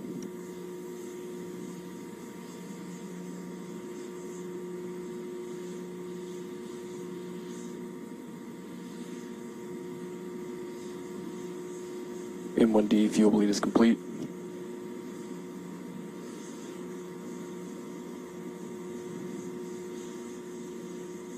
Falcon 9 is in self-align.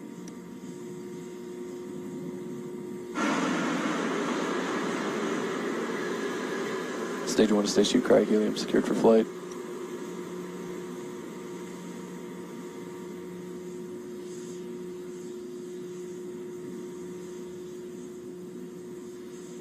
FTS operator, verify AFTS is ready for launch. AFTS is ready for launch.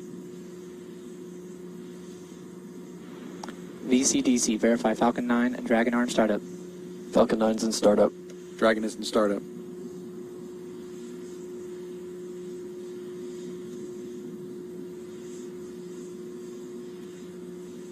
Stage 1 and Stage 2 pressing for flight. LD, verify go for launch. LD verifies go for launch.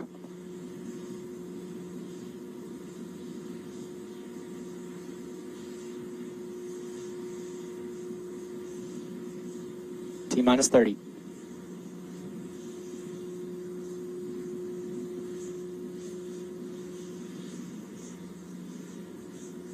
T-minus 20. Falcon 9's configured for flight. T-minus 10, 9, 8, 7, 6, 5, 4, 3, 2, 1. 0. Liftoff. Dragons in the first stage and center stage on the stage. Falcon 9. GC selection. All operations on Planet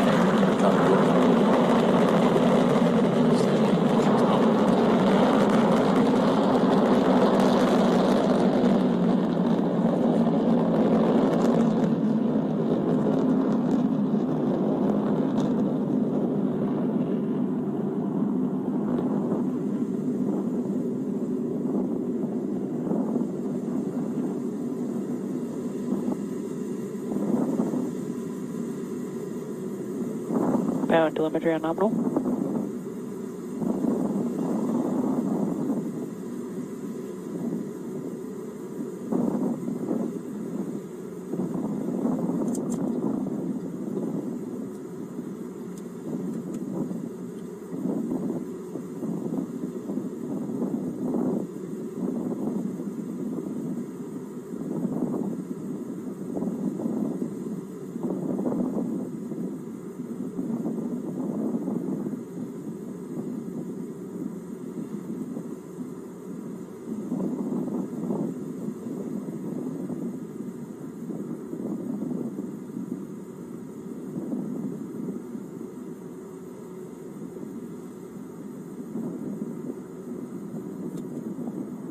I'm back, just chilling in.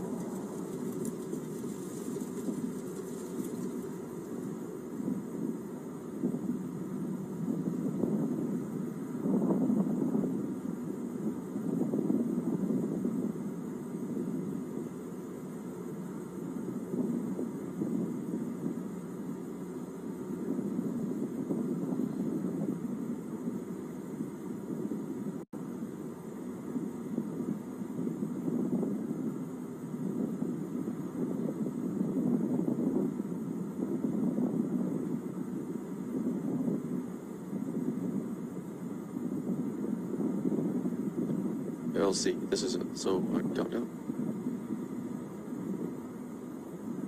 Miko. Stage separation.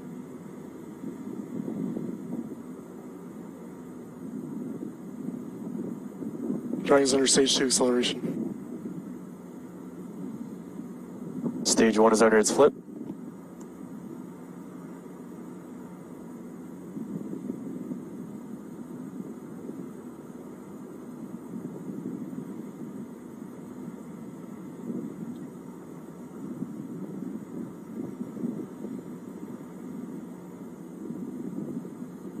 Stage 1 boost back burn has started.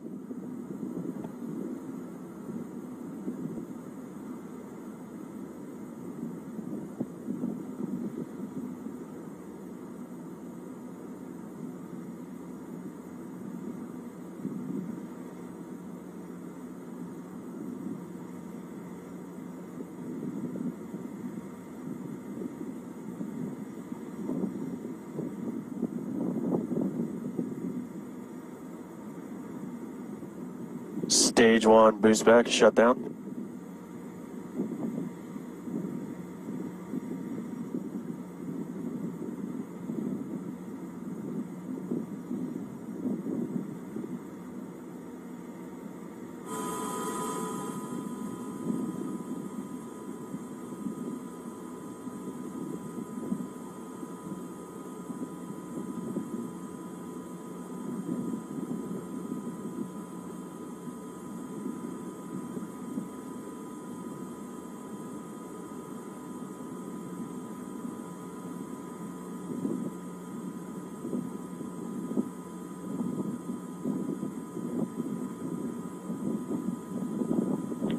Bermuda acquisition of signal.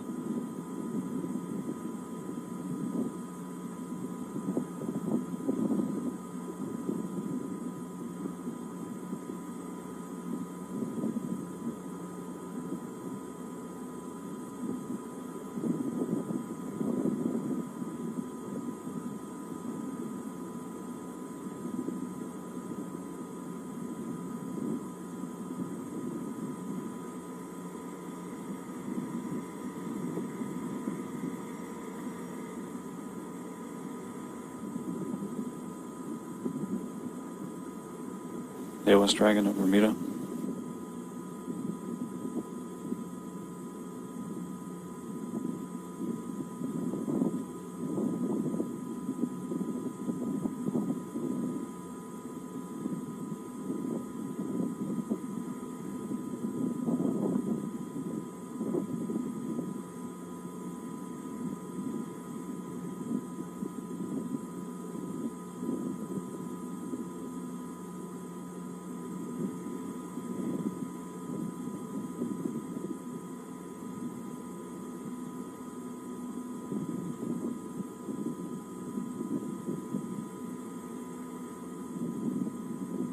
Position at New Hampshire.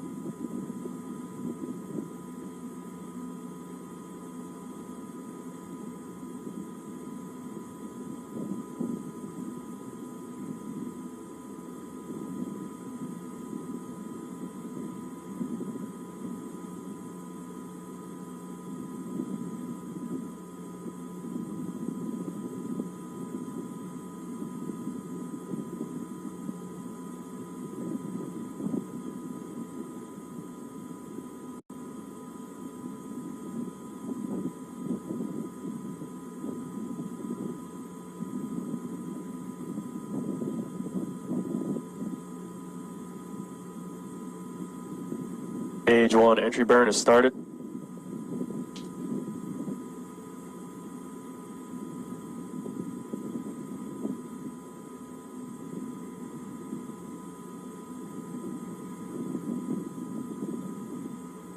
And stage 1 entry is shut down.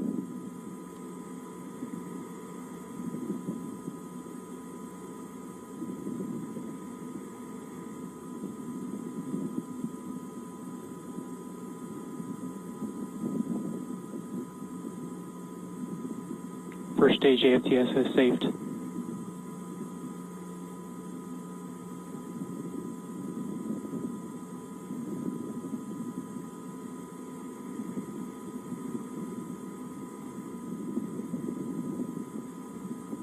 Stage 1 is transonic.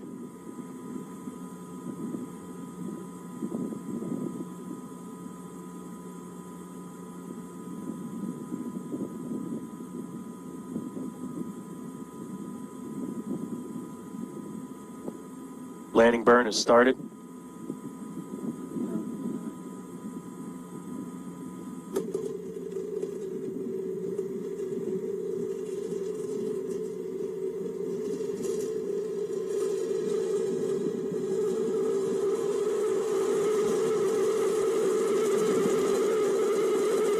Landing legs have deployed.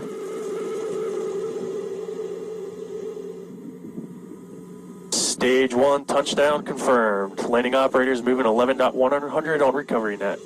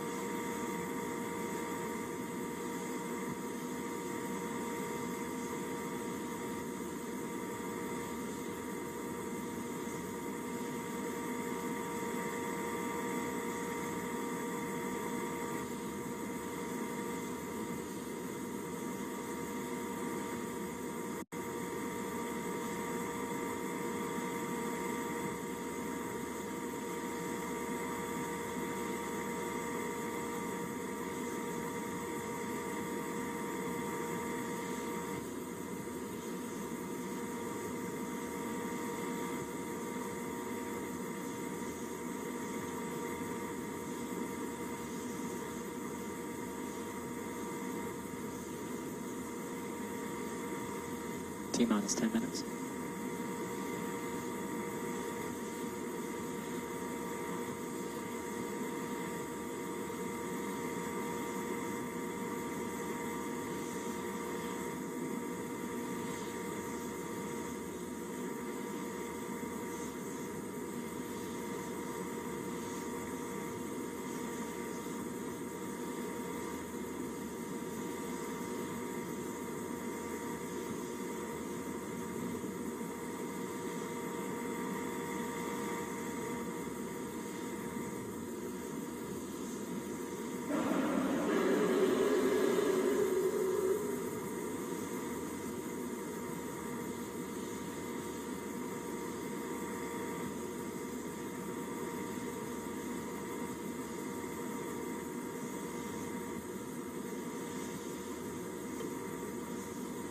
M1D trim valve setups are complete.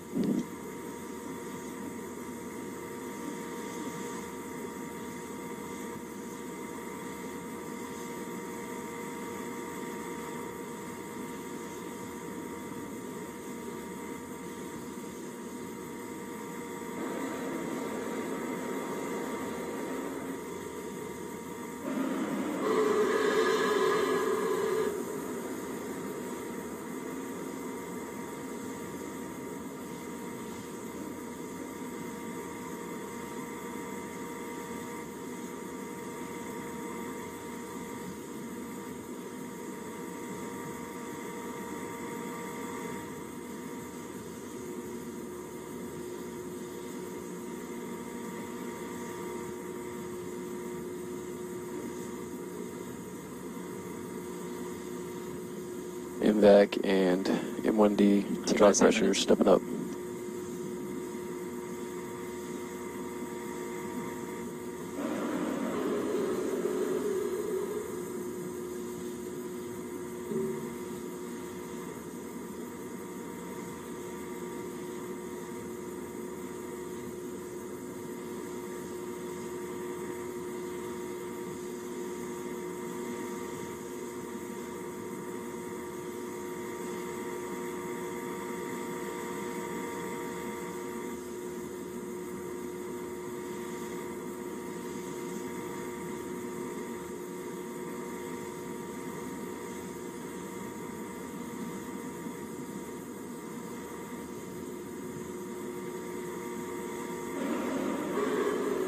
Op confirmed, ready for engine chill.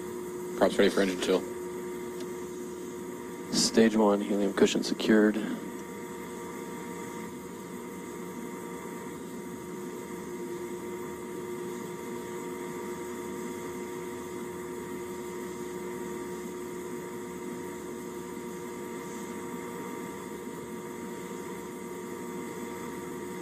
MVAC and M1D chilling in.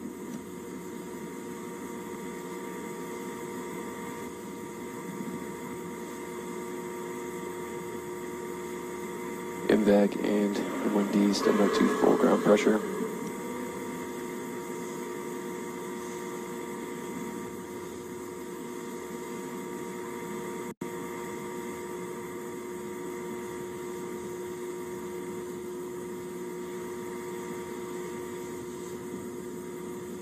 MVAC stepping through FTV motions.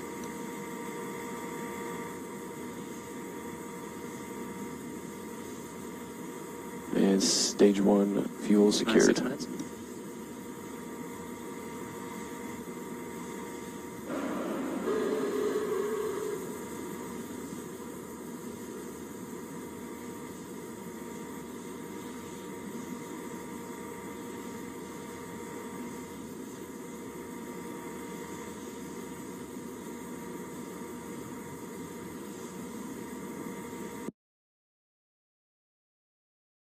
Seven, 6, 5, 4, 3, 2, 1. Ignition and liftoff of the Falcon 9 to the space station on the first commercial launch from Kennedy Space Center's historic Pad 39A. Pad operations on Pad Net A. Copy, welcome. Stage 1 propulsion nominal.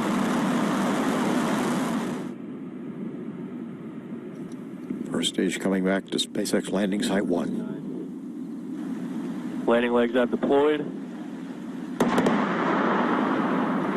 Twin sonic booms. Stage 1 touchdown confirmed. Landing operators moving 11.100 on recovery net.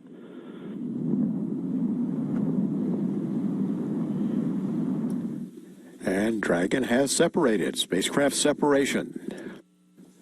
And the solar arrays are now deploying. Right on schedule. And the arrays appear to have deployed successfully.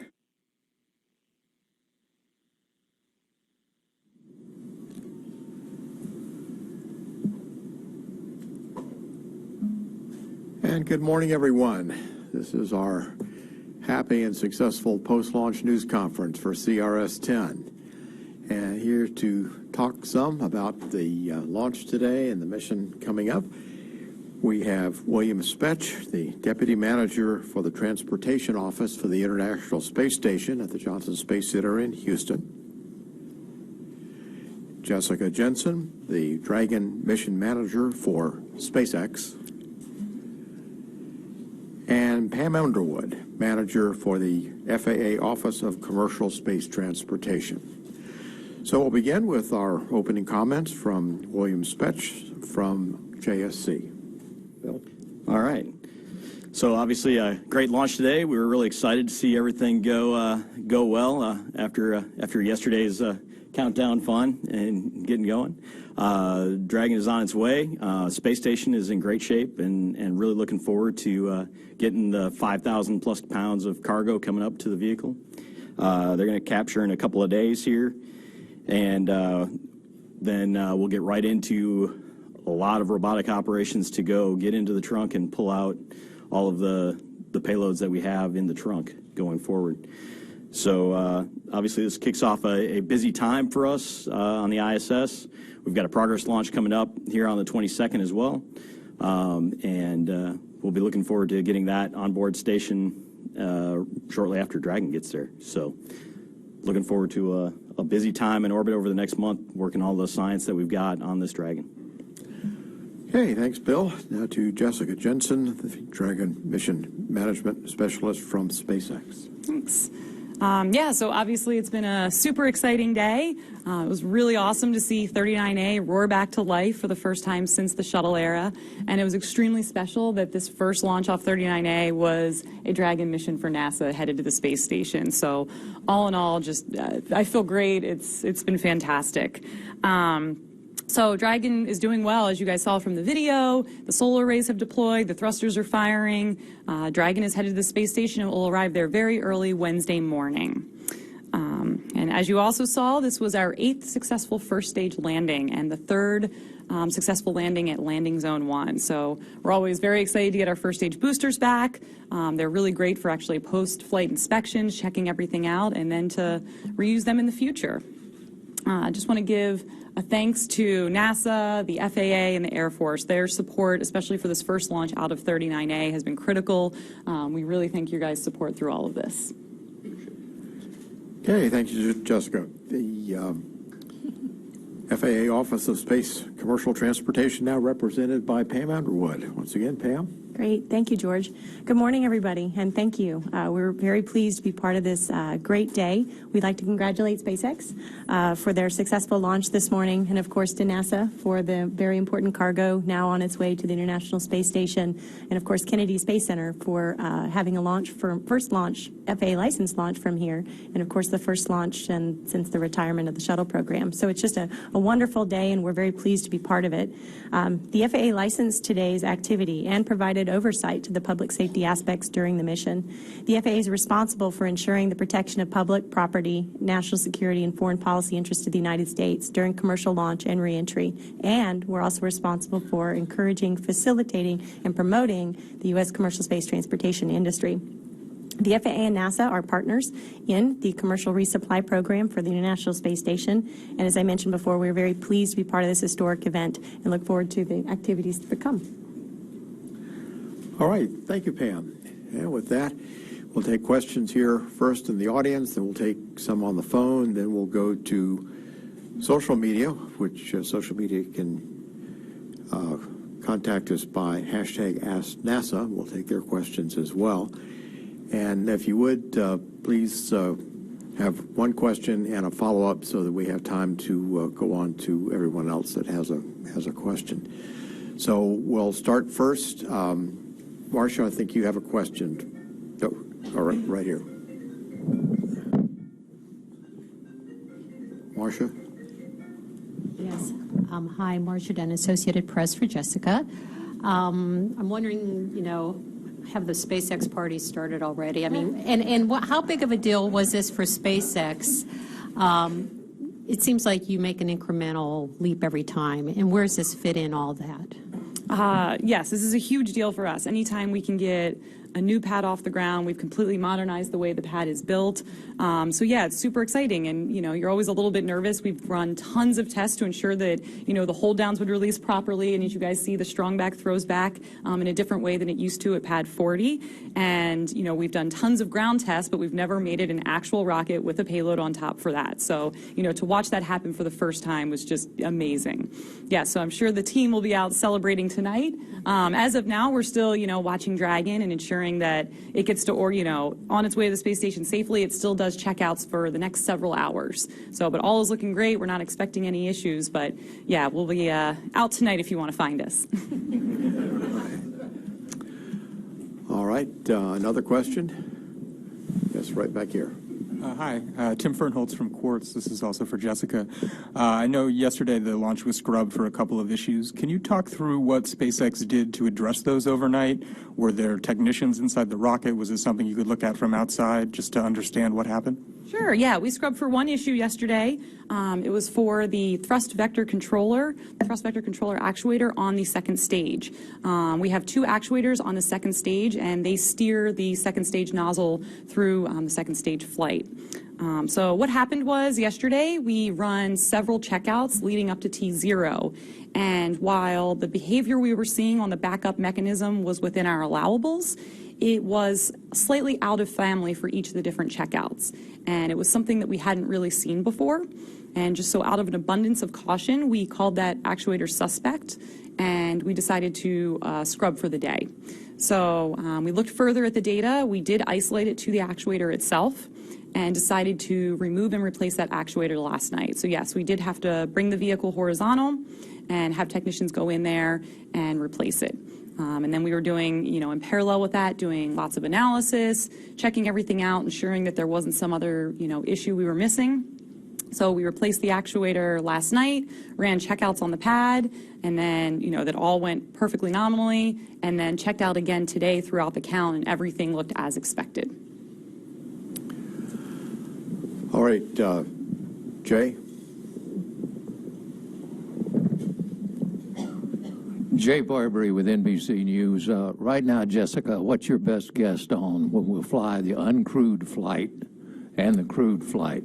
So the uncrewed flight is aimed for the end of this year, and the crewed flight will be next year. I can't give exact dates right now, but yeah, we are aiming for the end of this year and early next year for the crewed flight.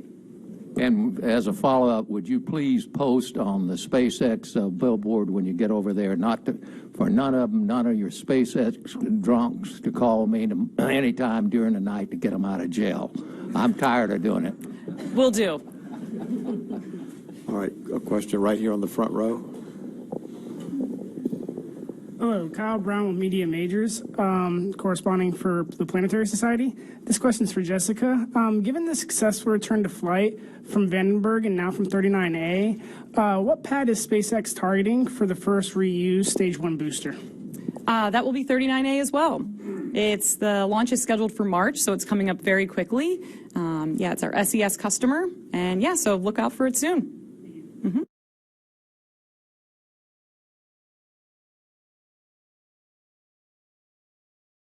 Describe a little bit more all the work that you do, since this is brand new for launching a Falcon 9 off of 39A. Can you describe that in some detail, as well as why did this take till pretty much the last second, almost Friday afternoon, to issue the license? Thank you. Thank you for the question. The FAA licenses for public safety as well as national security and foreign policy interests of the United States. Our regulations are devised as such so that we make sure that those elements are addressed and compliant before we issue a license. So specifically for this launch, we do the same thing we do for every launch. It's a great day for SpaceX and a great day for 39 Alpha, but the regulations are the same regardless where you fly from. So that's a nice thing for the commercial space industry, that you have that consistency across wherever it from. It also means that effectively our job, we review the same things each time we go through it. Vehicles change, locations change, absolutely, but we do apply the same approach, the same level of rigor with regard to public safety for every launch. Specifically for this flight, of course, the license was issued. We have 180 days from the application acceptance to when we can, by law, when we can or should by law issue a license, and we were well within that for this particular launch. We did not issue the license until we made sure that we did review all of those regulations to make sure that the public safety elements were satisfied. But once we had that, we went ahead and issued the launch for the activity that took place this morning. Because of the Amos 6 explosion, were there any complications? For this particular activity, we had previously closed the Amos 6 investigation well in advance of this particular activity, so there wasn't, from our perspective, no. Okay, right here, Jim. Jim Siegel, I'm with the Celebration News and Spaceflight Insider. I have a follow-up for Pam based on what Ken was asking. Could you tell us a little bit more about how you physically oversee the process? Do you have people looking over the shoulder of the engineers and others at SpaceX? And are you on the pad or in the building where they build up the rocket? How many people are involved, and how long a process is this? Is it a 1 week process, a 1 month, 5 months, whatever? And that's a great question, and it really goes to insight as to how does the FAA implement that public safety responsibility that we have, and I'm happy to answer that. The FAA, we have 180 days, as I previously mentioned, from the time a license is accepted to when we need to issue a determination for a particular launch. So that goes to the level of involvement well in advance that we have with the companies and getting ready for and preparing for the activity. With regard to your second question, which I think is closer in, once the license is issued, how do we then go make sure that everything is satisfied? That's through a process we called safety inspection, and we do have people on site. There's a space safety inspection team that is present for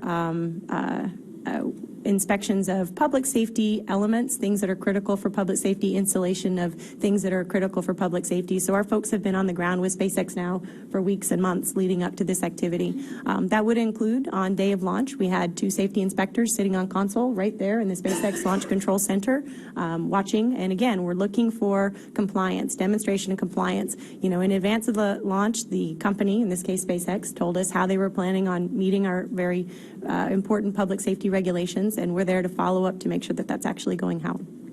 As a follow-up, have you ever withheld a license in the past for any particular launch for any particular reason? So the any specific instances I won't be at liberty to talk about because that would be considered proprietary. You can find information about any license we've issued on our website, and it's public knowledge for when we actually issue a license. Thank you. Mm-hmm. All right, back over here. Irene in the back. Wait for the mic just for a second. Hi, Irene Klotz for Jessica. I may not just be understanding how the system works, but with the clouds today, I was just curious if the autonomous flight safety system, does that give SpaceX any more leeway to fly? There's no longer as much line of sight needed for range safety, or does it affect anything other than the actual detonation of that system if it should be flying off course? Thanks.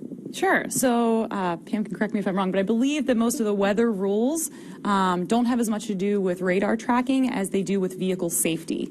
So one of the things you worry about is building up a charge as you go through clouds on the vehicle. And so that's independent of, range and radar assets. So it would have been the same, if those clouds had hung around longer today and would have been the right type of clouds, we wouldn't have been able to launch, even with our autonomous flight safety system. All right, James, did you have a question? Yes, all right, if you come right here to James Dean. Thank you, James Dean, Florida Today.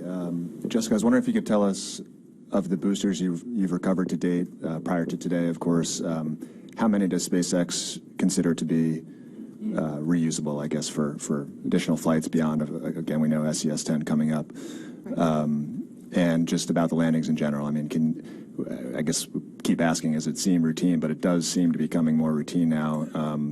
Is that your expectation every time now, or just kind of where are you at with your sense of the chance of landing successes? Yeah, so it is our expectation, but again, it's a secondary goal. If we do lose a first stage, it does not hurt our business in any way. It only helps our business when we recover it. So again, it does not affect the primary mission at all. We will still deploy satellites into orbit and Dragon into orbit. If the first stage winds up not making it back to land or not landing on the drone ship, it's not a big deal. But like I said, when we can get them back, it's great, and then we can reuse them. So right now, as of today, this is the 8th one that we've recovered.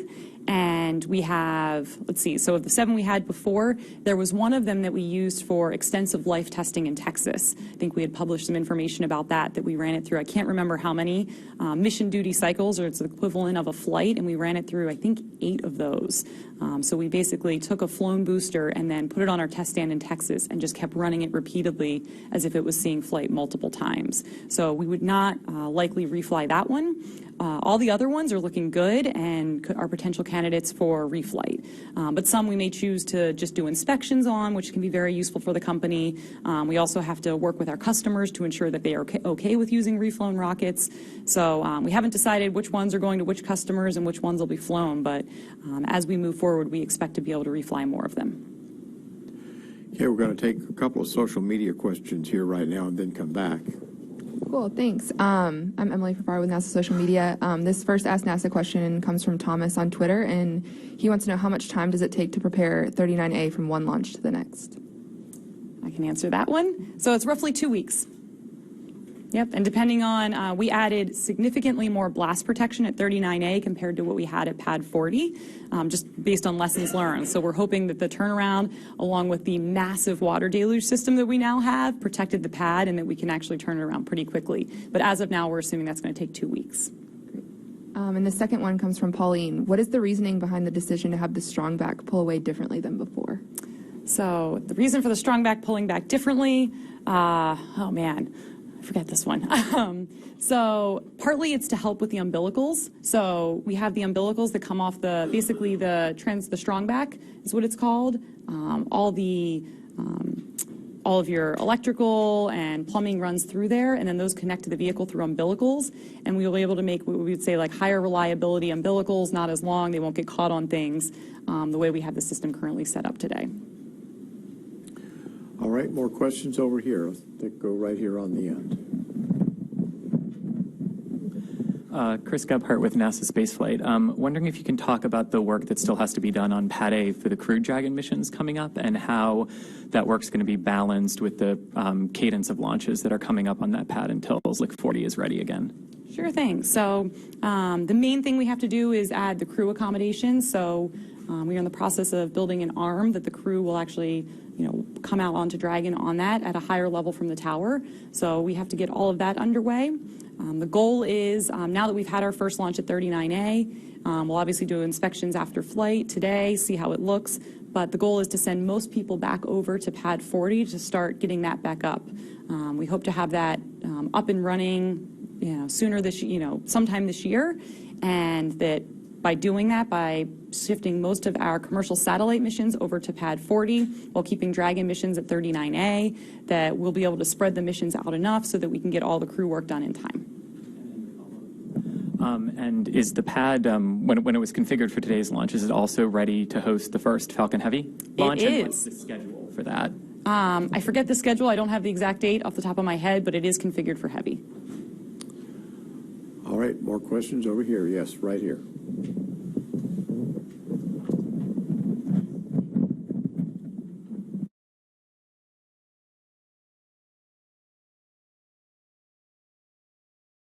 I was wondering if you could say what the crew members' first priority will be as they start unloading the cargo. So the first thing, we have a lot of time-critical stuff that we bring up that gets loaded very late into the vehicle. So their first steps for the crew will be getting that offloaded onto the vehicle and getting into the experiments. I think one of the first things is the rodents and getting them, all of our mice set up and in their accommodations on board. And then also the ground teams will be working very hard and very quickly on the robotics ops, as we talked about, to change out the science that's in the trunk, pull it out, and then put it in its spots in orbit and put additional cargo back in that's no longer being used and to have that disposed of. Can you say what any of those payloads that are returning back down in the trunk are? I can't remember off the top of my head. I apologize. I'd have to get back to you. All right, any more questions over here? Let's come right over here on the end, and then we'll go over to this side of the room. Thaddeus Cesari with the Utica Phoenix. Speaking of the Falcon Heavy, I was hoping to hear if there's going to be any recovery attempts for the boosters. Yes, there will. It's about all I know, but we are definitely planning to recover the boosters. 1, 2, 3, all? All of them. All right, let's try again. Let's come over here on right here on this edge of the side.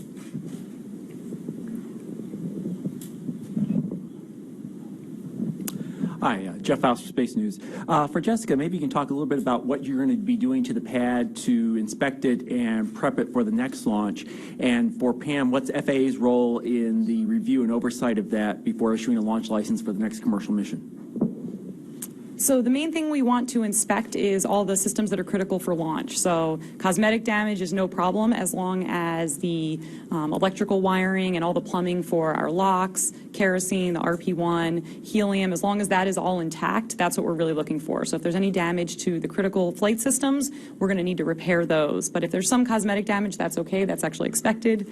But that's mainly what we're looking for, making sure the critical systems are ready for the next flight. Great. Right. And I'm sorry. Go ahead. I didn't know if you wanted for my part of that question, Jeff. The FAA, as I've mentioned before, we issue licenses for public safety, national security, foreign policy to the United States. We will follow the same process we've done before.